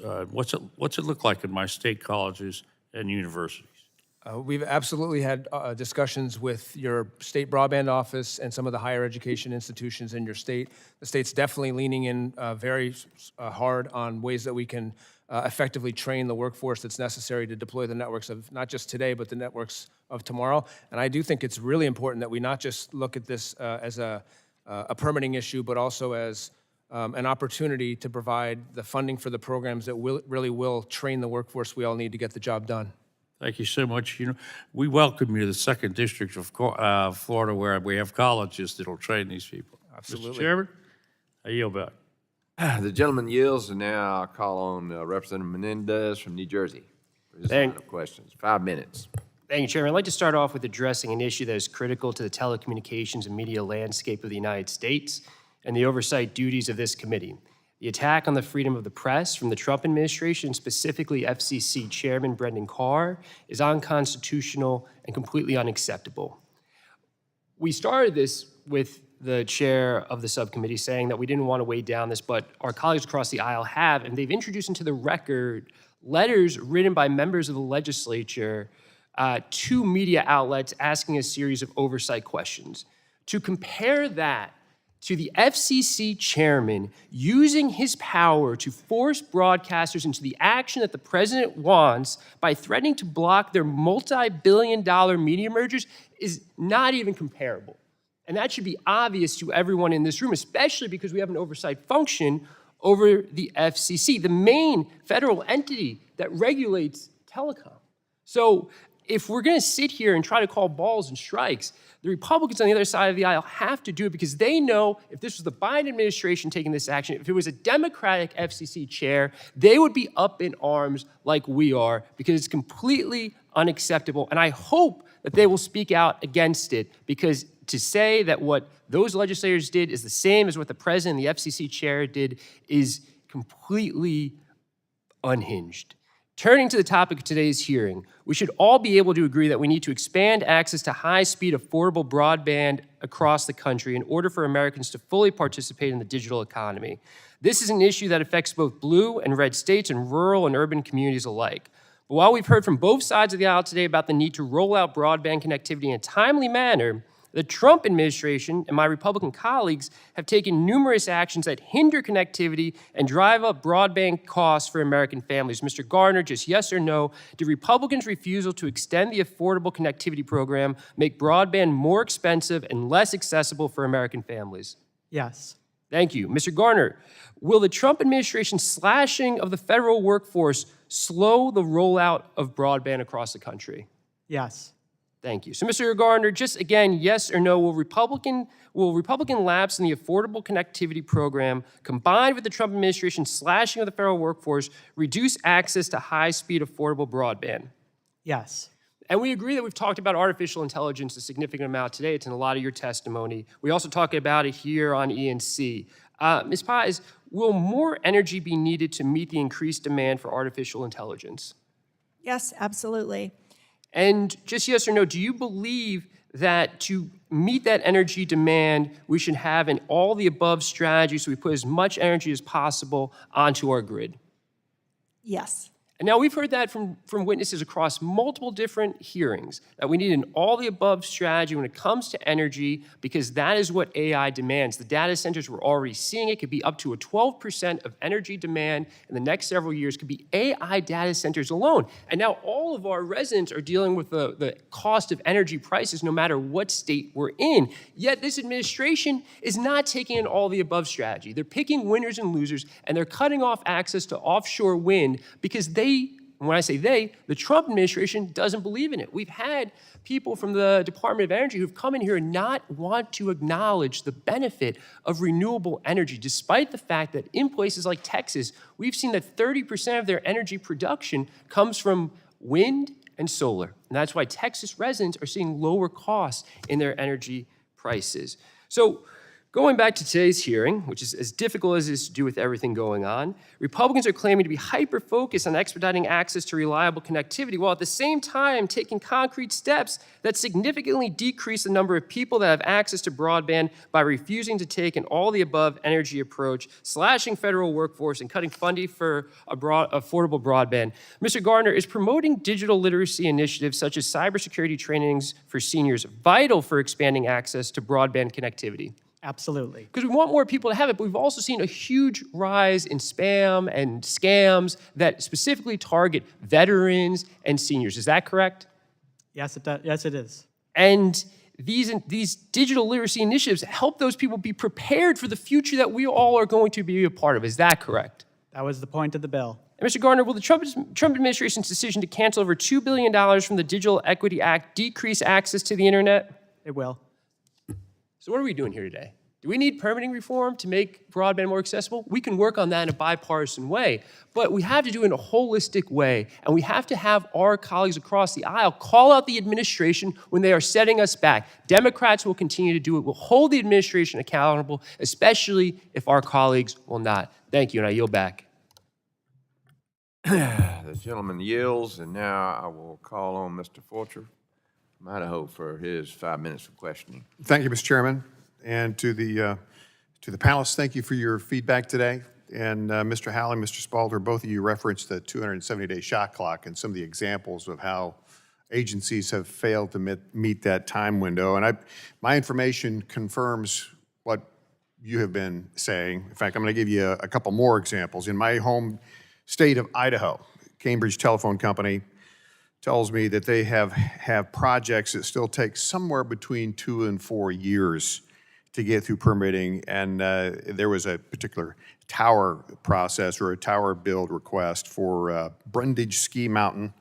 It's a resort area about 2 hours from Boise, and that was delayed. They found some things in there. I think it was 3 endangered whitebark pine trees, and despite very reasonable mitigation solutions, that project basically just got halted. It did take my office to break the stall on that, but it was also a 3-year delay. And so there's just another example. Another one in Midvale, Idaho, MTE Communications had a project stall due to the need for multiple NEPA studies, NEPA requirements, and that was simply because they were trying to run a conduit and a fiber cable about 100 feet from a roadway on federal land. So once again, those are just some of the examples out there. And I've got I'm going to ask both Mr. Spalter and Mr. Howley this, but I've got a bill, H.R. 2298, the Reducing Barriers for Broadband on Federal Lands Act. And this will eliminate the need for multiple NEPA or NHPA reviews on previously disturbed federal land, which is a huge deal in my state in the West. About 2/3 of land mass in my state are federal. And this would eliminate the need for multiple NEPA or NHPA reviews on previously disturbed land. And it would exercise a right-of-way provision to provide broadband infrastructure on these federal lands. And so I would just ask you, from your vantage point, wireless, broadband, would legislation like this help in expediting the permitting process in your view? And I'll start with Mr. Spalter. Well, let me begin. Absolutely. Mr. Pfluger, I will say that is the kind of innovation that we need to move forward aggressively in our plans to deliver broadband.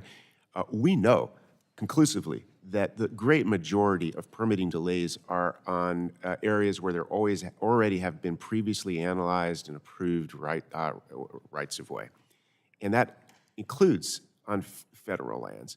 We believe that a very straightforward shot clock formula and a deemed granted approach, 30 days and 60 days, is a path forward. We support your effort in your bill, and we want to see it cross the finish line.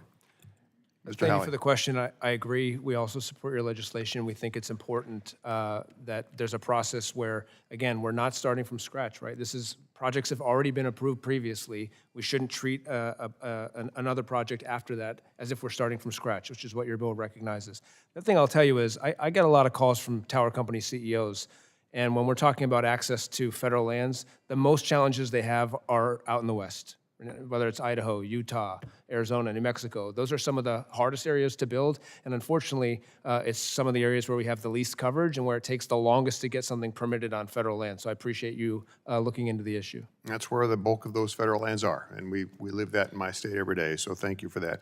Ms. Pies, in your testimony, you noted the need for a unified approach. I notified that terminology for permitting broadband on federal lands to try to cut through the continued lack of coordination. Also, former NTIA Administrator Davidson spoke of he actually framed it as a federal lands management desk was a term that he had used. And I would just ask you to speak for a moment. Would simplifying the NTIA decision-making process by helping local broadband providers get more predictability. Would that simplification process help? Could you speak to that for a moment? Yes, absolutely, and that's not just about federal lands. When we have a streamlined process, more transparency, less duplication, and something that we haven't talked a lot about yet today, but the use of technology, and there are several bills that address this, to facilitate the permitting process, it's going to ensure that we can build faster, that we aren't wasting precious capital, whether it's BEAD funding or private capital, and that consumers and businesses get access to the technology. And I think that if we look at all of those types of actions, you're not going to find a trade-off with protecting the environment or with ensuring that consumers have access to the broadband that they deserved. It's going to achieve all those goals simultaneously. Is there a concern about, sticking with you, Ms. Pies, is there a concern about losing BEAD money if these permitting requests take too long? I'm apologizing. Is there a concern about losing the BEAD money, the access to the funds, if the permits take too long? There's a concern that the money will not be used efficiently. BEAD has very strict deadlines for deployment, and if you can't get a permit in order to deploy during that time period, I actually don't know what happens. Yeah. You could have to return. It may not be there. Yeah, Correct. so, okay, good, thank you. So broadband providers that I communicate with also see disconnects between local and the agency management location. So, for example, district rangers may have a certain position that they want to take, but yet they've got to run it through an agency head someplace. And I would just ask, how can we improve communications between, say, the local and the management, the ranger and the agency head somewhere? Can you speak to that at all? Yes, absolutely. I mean, that is a streamlined process. That's the hallmark of a streamlined process. If we have a process that everybody can look to, whether it's the head of the agency or the local jurisdiction, and they understand what the process is, and when you have technical digital portals that can be utilized, and today we even have AI programs that can facilitate that, then it's going to reduce misunderstandings, it's going to increase efficiency, and it's going to ensure that we are using our well-earned capital to be able to deploy. Thank you for that. Mr. Chairman, I apologize, I'm over time, and I yield back. Thank the gentleman. The chair now recognizes the gentlelady from Virginia, Ms. McClellan, for 5 minutes for your questions.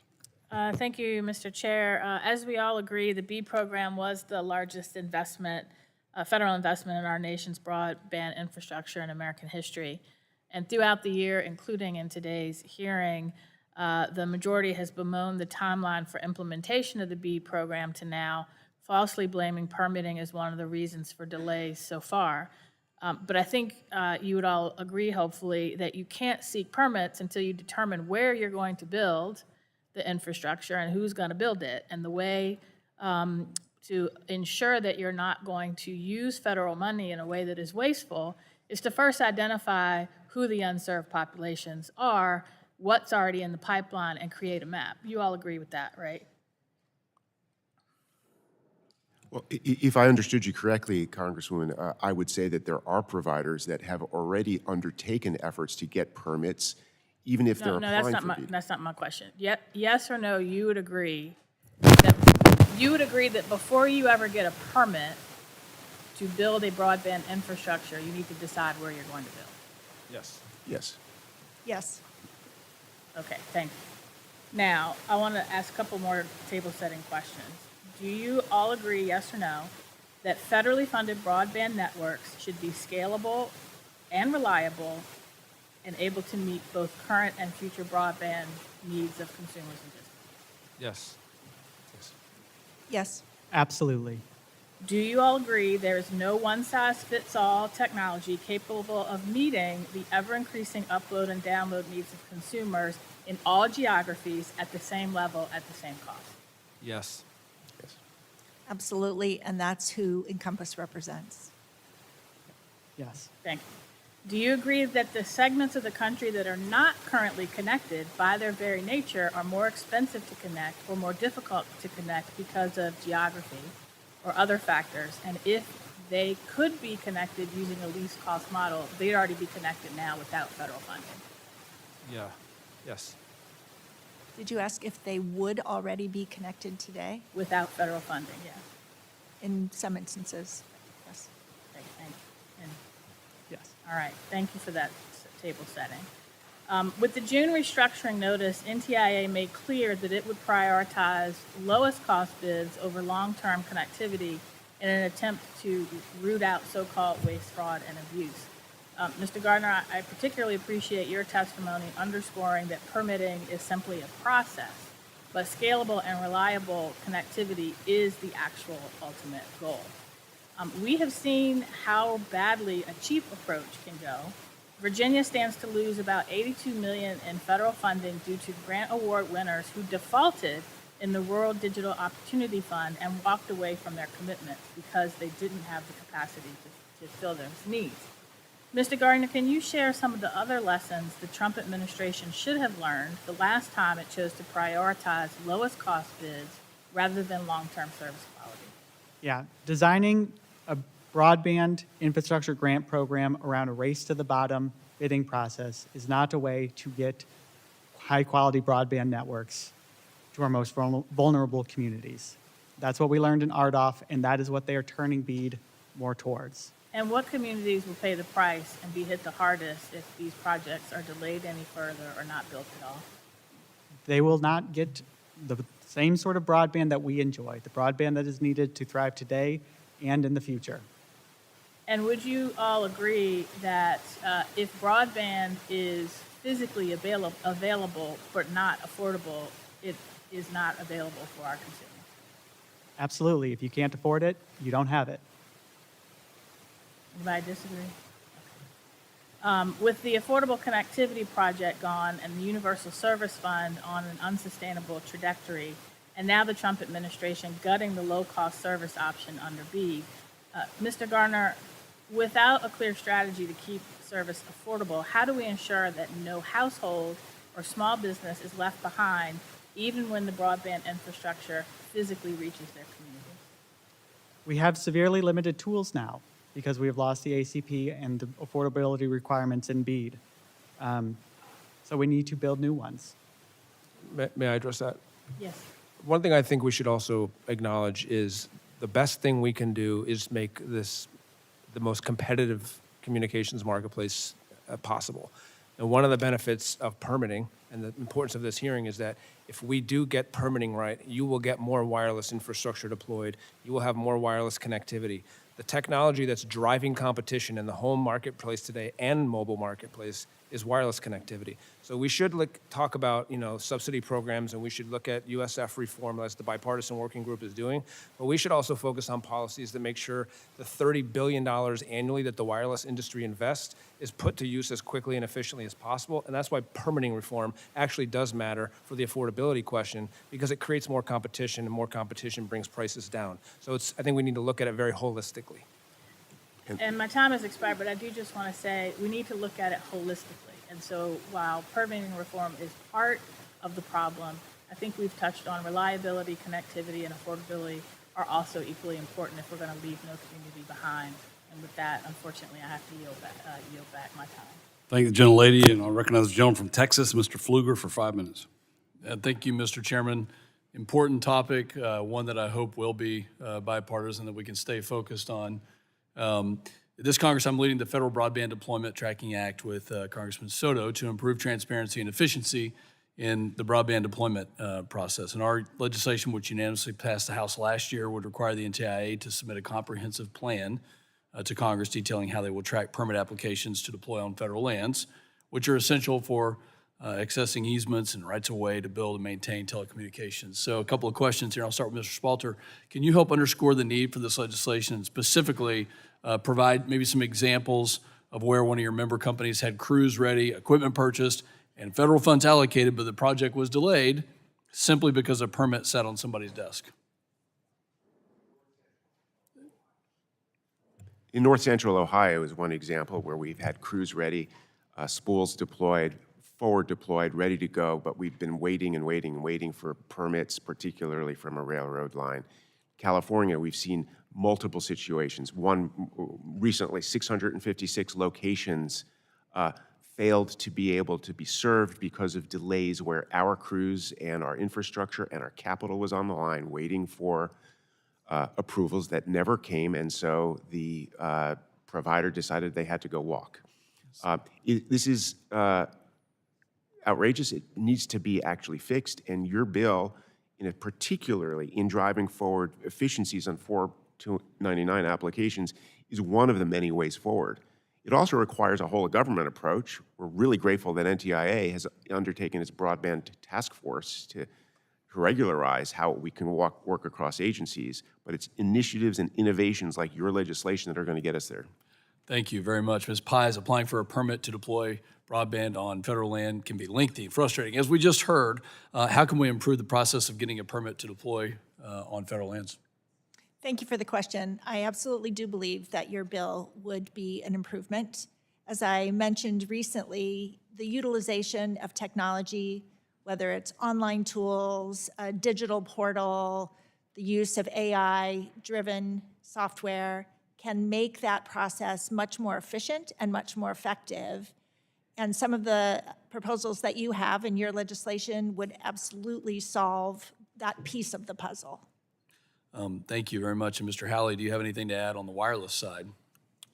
Yeah, I want to associate myself with both of the comments that they just made on the wireless context as well, and I really do appreciate the legislation that you've put forward because we do need to have increased coordination across agencies and, frankly, increased coordination between agencies and industry.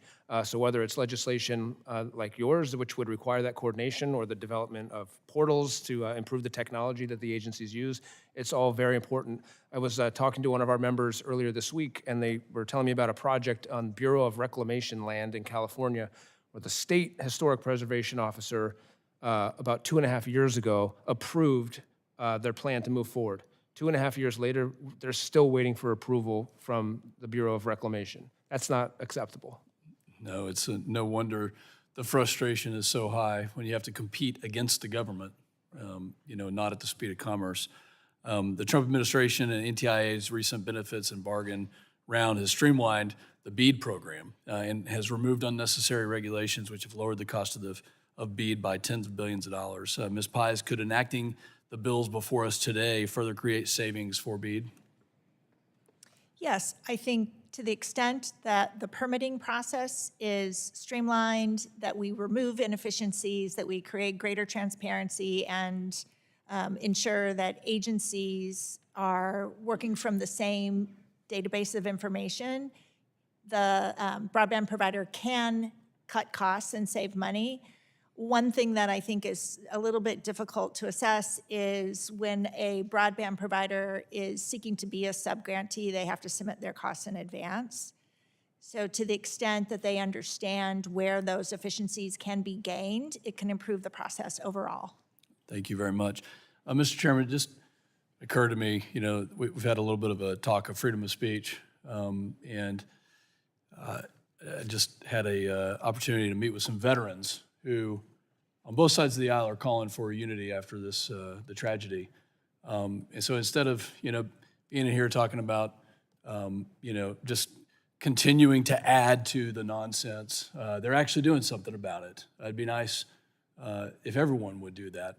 And there is a difference between freedom of speech and a company's right to terminate employment with somebody for insensitive remarks, which I think is really important. So I appreciate your leadership on everything, and especially having this hearing. I yield back.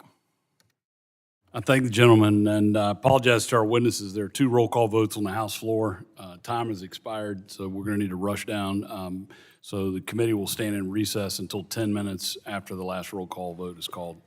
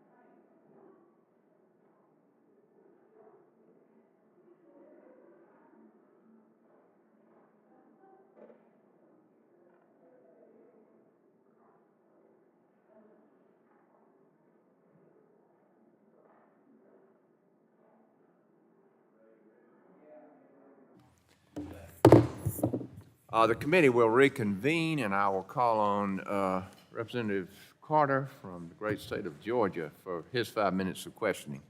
Thank you, Mr. Chairman, and thank y'all for enduring this and hanging around. We appreciate you being here very much. Look, one of my top priorities is to close the digital divide. I represent the coast of Georgia, and a lot of my district is South Georgia. We have a saying in Georgia, there are two Georgias. There's Atlanta and everywhere else. Well, I represent everywhere else, and we need to close that digital divide, and we need to have affordable and reliable connectivity. Another priority of mine is helping the U.S. maintain the leadership on broadband and on wireless innovation, and that's very important as well. You know, the past 4 years under the Biden administration, there's been a disaster for broadband development, our deployment and expansion throughout America, and we're trying to fix that. This Congress, I reintroduced a Proportional Reviews for Broadband Deployment Act, which expedites the process for certain modifications to wireless towers or base stations. No need for us to go through the entire process every time if you're just doing some minor adjustments or minor changes. Specifically, it exempts the addition, removal, or replacement of transmission equipment on those towers or stations from environmental and historic preservation reviews. Mr. Halley, let me ask you, should these simple modifications require a lengthy review process? Mr. Carter, they should not, and I want to thank you for your leadership, not only this Congress, but last Congress, on recognizing the importance of having rules and regulations that are predictable, proportionate, and transparent. And what your bill recognizes is that when infrastructure has already been sited and you're making a modification to it or an upgrade, we shouldn't have to start from scratch. That just doesn't make any sense. Well, I appreciate that. You know, I have a lot of business leaders come into my office, and regardless of what sector of our economy they're talking about, whether it be healthcare, technology, or energy, it's always the same thing. I mean, permitting, regulations, crushing us. And they want that certainty that you're talking about. That's what they want. Let me ask you as a follow-up, Ms. Haley, how long is the average timeline until completion for one of these permitting reviews, and how would this legislation improve the quality and timeliness of broadband deployment in America? So it really depends, honestly, on which jurisdiction or which federal agency you're working with. What I would say is the good news is over the last decade, local communities and local governments understand the importance of having that connectivity. So overall, we have a pretty productive partnership with local governments. But there are times, for example, I was talking to one of our members yesterday about delays in a county in California where on average things are taking 12 to 18 months for a single site review. And that's just way too long for infrastructure that community needs. And that's why we're trying to put stop clocks on some of these things and trying to expedite the process. We want to make sure it's done right. We want to make sure that, you know, we want the autonomy of the local governments, but come on, this is important and it's needed immediately. We need to get this done. Are there any types of barriers that are unique to wireless facilities compared to wireless broadband when it comes, or wireline broadband when it comes to permitting? Are there any big differences? Well, it's a different type of infrastructure when you're talking about a tower or a small cell compared to deploying fiber. It's a different type of project. I think there are a lot of commonalities, though. And one of the things that I think is really great about the bills that are being considered by this committee today is it recognizes the difference for different types of projects. So, for example, when we're modifying an existing structure, for example, the shot clock there is 60 days. When we're talking about a shot clock on a brand new build where we haven't previously deployed, it's a longer period. That makes sense, right? It's a proportional perspective where the amount of time where local governments get is commensurate to the type of project that's being deployed, and that makes total sense. So NEPA and also the National Historic Preservation Act, they've seemed to become quite problematic when you're trying to navigate the permit approval process. How can we streamline NEPA and the National Historic Preservation Act? I think it goes back to a recognition, again, of the principles that we've been advocating for about proportionality, predictability, transparency. We do have requirements under NEPA and NIPA for environmental and historic review, and we understand what that process looks like. But again, I think we need to make sure that we don't have the same processes that can sometimes make a project go from what should be months to years when we're talking about rules that apply to a new build, again, versus something that's already been approved. If we've already disturbed the ground, if we've already done the historical review in the first place for a project, we certainly shouldn't have to do it again when we're just modifying an existing structure. And a lot of these bills recognize that. I think it's important. And I appreciate that. And being from Savannah, Georgia, let me tell you, I know all about historical reviews. Thank y'all, and thank you very much, and I yield back, Mr. Chairman. The gentleman yields. Now I will call on Dr. Joyce from Pennsylvania for his 5 minutes of questioning. Thank you, Mr. Chairman, and thank you, Ranking Member Matsui, for allowing me to join in this important hearing. Even in a time of technological innovation and advancement, people across this great land remain, unfortunately, unconnected. Broadband deployment is hindered by burdensome regulations and processes that leave people without that necessary access. In the district that I represent in Pennsylvania, rural areas lack broadband coverage, and it is critical that we in Congress work to expedite broadband permitting to bridge that digital divide that rural communities face each and every day.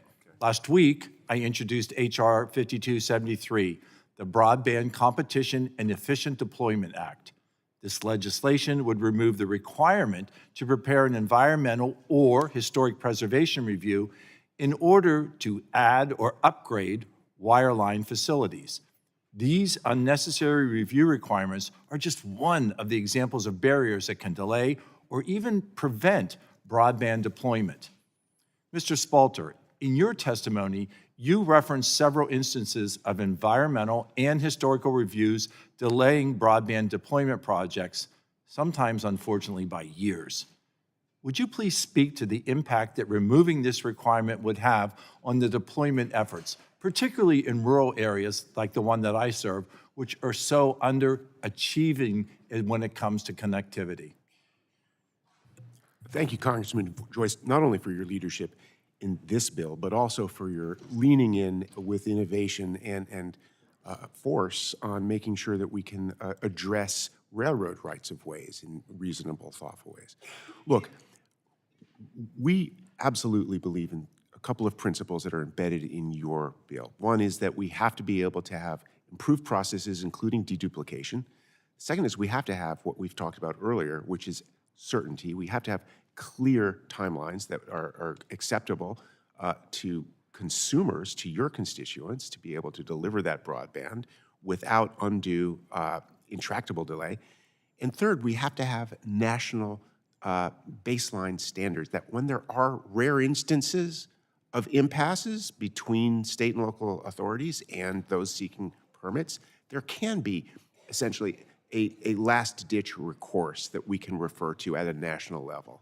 So we appreciate your initiative, and we really do support your work. Thank you very much. You brought up, Mr. Spalter, the barrier that providers face in getting broadband to the other side of railroad tracks due to the long process that delays service to rural and suburban communities. I am the grandson of railroad workers, and in this Congress, I plan to introduce the Broadband and Telecommunications Rail Act, legislation that would streamline the process of broadband infrastructure in an intersection between the public right-of-way and a rail corridor. The rail connected people in generations in the past. Connections need to continue, and we need to be able to work together. Ms. Pies, can you explain the problems that providers face in deploying broadband when the public right-of-way intersects with that of a rail corridor? Is the current notification and application process efficient for broadband providers? The current process is not efficient, for broadband providers to be able to cross railways where the public right-of-way intersects with the railway. The provider should be able to provide notification to the railway and have the authority to be able to access the right-of-way from the local jurisdiction using standard engineering techniques as well as safety standards, should be able to cross the railway with that notification process. So connection at another level is what you're telling me. Just as the rail provided the connection from community to community, broadband has those capabilities of doing it today. So what are the challenges because of the fees that the railroads provide that intersect, that stop this connectivity from occurring? The fees are a significant problem, and I appreciate you highlighting that. It's often the case that the railway will notify our broadband providers that a specific fee is due, and there's no connection to safety or the actual cost to the railway for that fee. That creates additional costs for the broadband provider, which in many ways creates a deterrent. And in some instances, you're going to have broadband providers plan their network so that they don't have to cross the railway. We don't need any additional deterrents in rural areas. Exactly. We have to be able to address this. And as we work to address broadband permitting and deployment, it is essential that we make every effort to streamline the process, remove burdensome regulations, and ensure that broadband is deployed quickly. The Broadband Competition and Efficient Deployment Act will remove unnecessary review requirements so that we can take a step in the right direction. I look forward to introducing and working with railroads, with providers, and other stakeholders on the Rail Act to ensure that this process is fair, that it is efficient, and that is effective for all that are involved. We must work together towards solutions that expedite permitting to bring broadband infrastructure to every single American. Thank you for being here. Thank you, Mr. Chairman, and I yield back. Thank you. Gentleman yields. Now I recognize Representative Landsman from Ohio for 5 minutes of questioning. Thank you, Chairman, Ranking Member, and Mr. Joyce, before he gets out of here, thank you for your leadership on this bill. This is a really important bill, and I'm glad that you all are here testifying on the need for permitting reform. Just so folks that are watching and are trying to figure out what this is all about, the railroad piece is, I think, one of the more simple, easier pieces to do. There are some questions that we still have around labor and existing CBAs, but if a broadband company is trying to get broadband out to communities, and they happen to, come across a railroad, where the right-of-way, the public right-of-way crosses the private railroad property, we should be able to move forward with the broadband. And our broadband providers should not be facing the kind of obstacles they face now. This is one of, not the core reasons, but one of the reasons why we're struggling to get broadband to the places we need to get it. I'm a big believer that we, as a United States Congress and as a country, have to adopt a broadband everywhere policy, where we appreciate just how critical access to the internet and broadband is. I would love anyone, Ms. Pais, maybe you could start us off. Could you, and this is along the same lines as Dr. Joyce, but if you can just talk a little bit about what obstacles, describing the obstacles that a broadband company faces now when they reach that point at that intersection, and what this bill would do to remove those obstacles. Yes, thank you for that question. We appreciate your support for the principles in the legislation as well. Encompass providers very often have to cross railroads, more often in rural areas of the country. And as we discussed already, not being able to cross the railroad in a reasonable period of time or at a cost that reflects the actual cost creates another digital divide and defeats your goal of bringing broadband everywhere. Excuse me.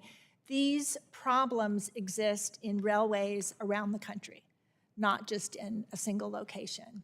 And the costs are often not linked to actual, the price being charged is often not linked to actual costs. I think one thing that's really important for everybody to remember is that being able to cross the railroad and pay actual costs is not exclusive of focus on safety and focus on the workforce. Sure. We can have all those things at once, and having guidelines and having the FCC in the position of being able to establish those cost guidelines makes the process easier and helps us achieve the goal of broadband everywhere. Thank you. Well, first, I'd like to thank you, Mr. Landsman, for your bipartisan agreement that this is something that we can join nationally to get more broadband to where it's needed.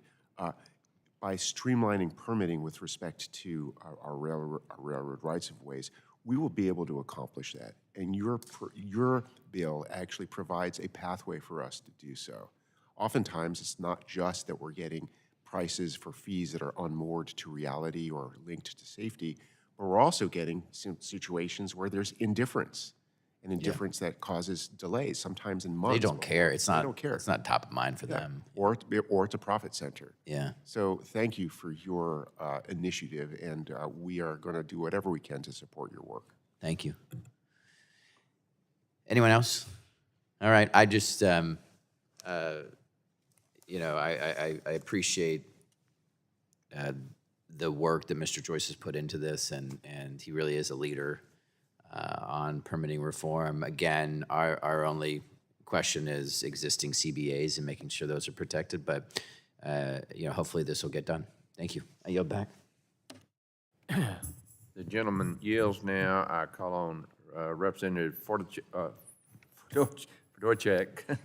of North Dakota. Stumbles for your everybody. 5 minutes of questioning. Fedorchak is right. You got it, Mr. Did I get that right? Yep, Okay. Fedorchak. Fedorchak. Yep, thank you. Thank you all for your attention and your time today. Appreciate your leadership on these issues, and you're sticking with us through kind of a herky-jerky hearing schedule today. I'm pleased to be here before you to talk about the Cable Expansion Act and other legislation relating to permitting reform in this important space. September 30th is a deadline that a lot of us here are focused on in terms of budget discussions.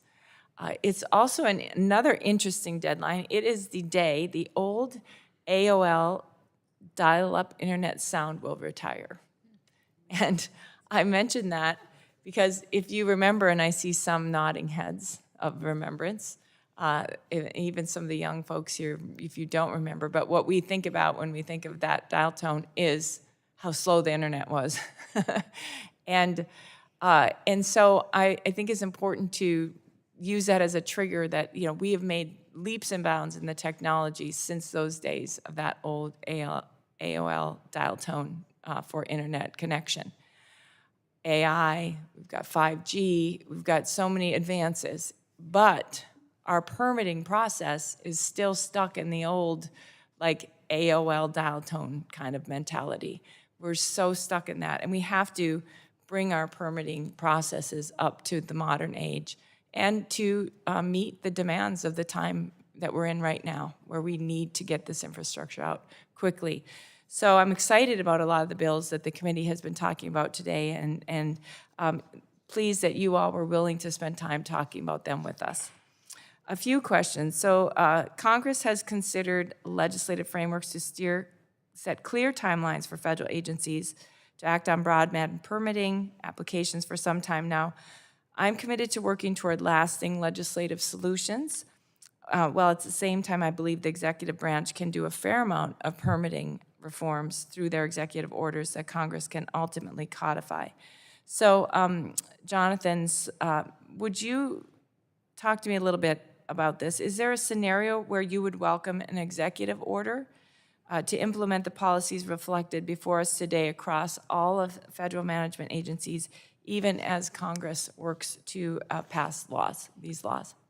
Yes, we believe this is a whole of government issue to solve, and an executive order could help direct federal land agencies to adopt clear timelines with certainty. But at the same time, we think that it is this body, Congress, that we would prefer to actually establish a durable, bipartisan, long-term solution that will allow us to transcend administrations and make sure that the project of connecting our country to the absolute gold standard, which is fiber broadband, can happen. And we no longer have to provide second-class service like the honk and screech of AOL anymore. Yeah, honk and screech, that's good. Thank you, appreciate that. Mr. Hawley, how would the bills before us today, including the Cable Expansion Act, help wireless providers more efficiently deploy towers, small cells, and rooftop facilities that are essential for AI-driven applications? Thank you very much for the question. Your bill and many of the other bills that are being considered really are directly consistent with our three principles. And I say it all the time, and I'm going to say it again. We think that the process needs to be predictable. And by that, I mean local regulations that are consistent with federal law, contain objective application review criteria with clear workable design standards. And they need to be proportionate.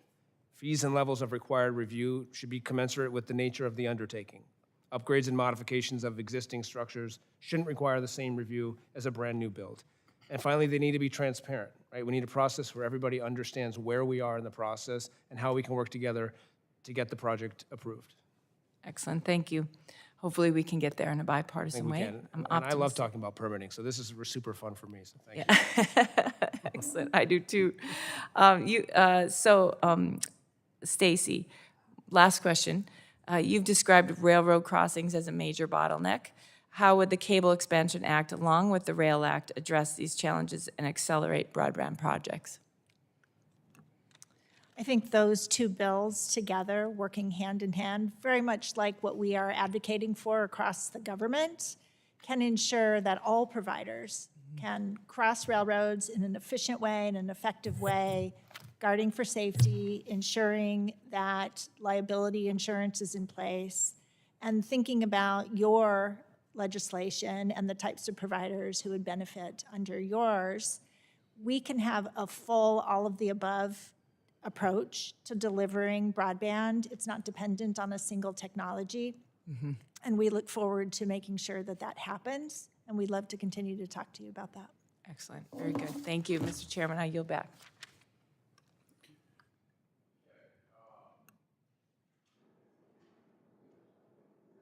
We're concluded here. I don't see any more members. I ask so to wrap things up, I ask unanimous consent to insert in the record the documents included on the staff hearing documents list. Without objection, so ordered. Seeing there are no further members wishing to be recognized, I would like to thank our witnesses again for being here today. Sorry for the interruption, but we have to vote around here. So, but y'all are very kind to take your time to be with us. And I remind members that they have 10 business days to submit questions for the record, and I ask the witnesses to respond to questions promptly. Members should submit their questions by the close of business on Thursday, October 2nd. Without objection, the subcommittee is adjourned.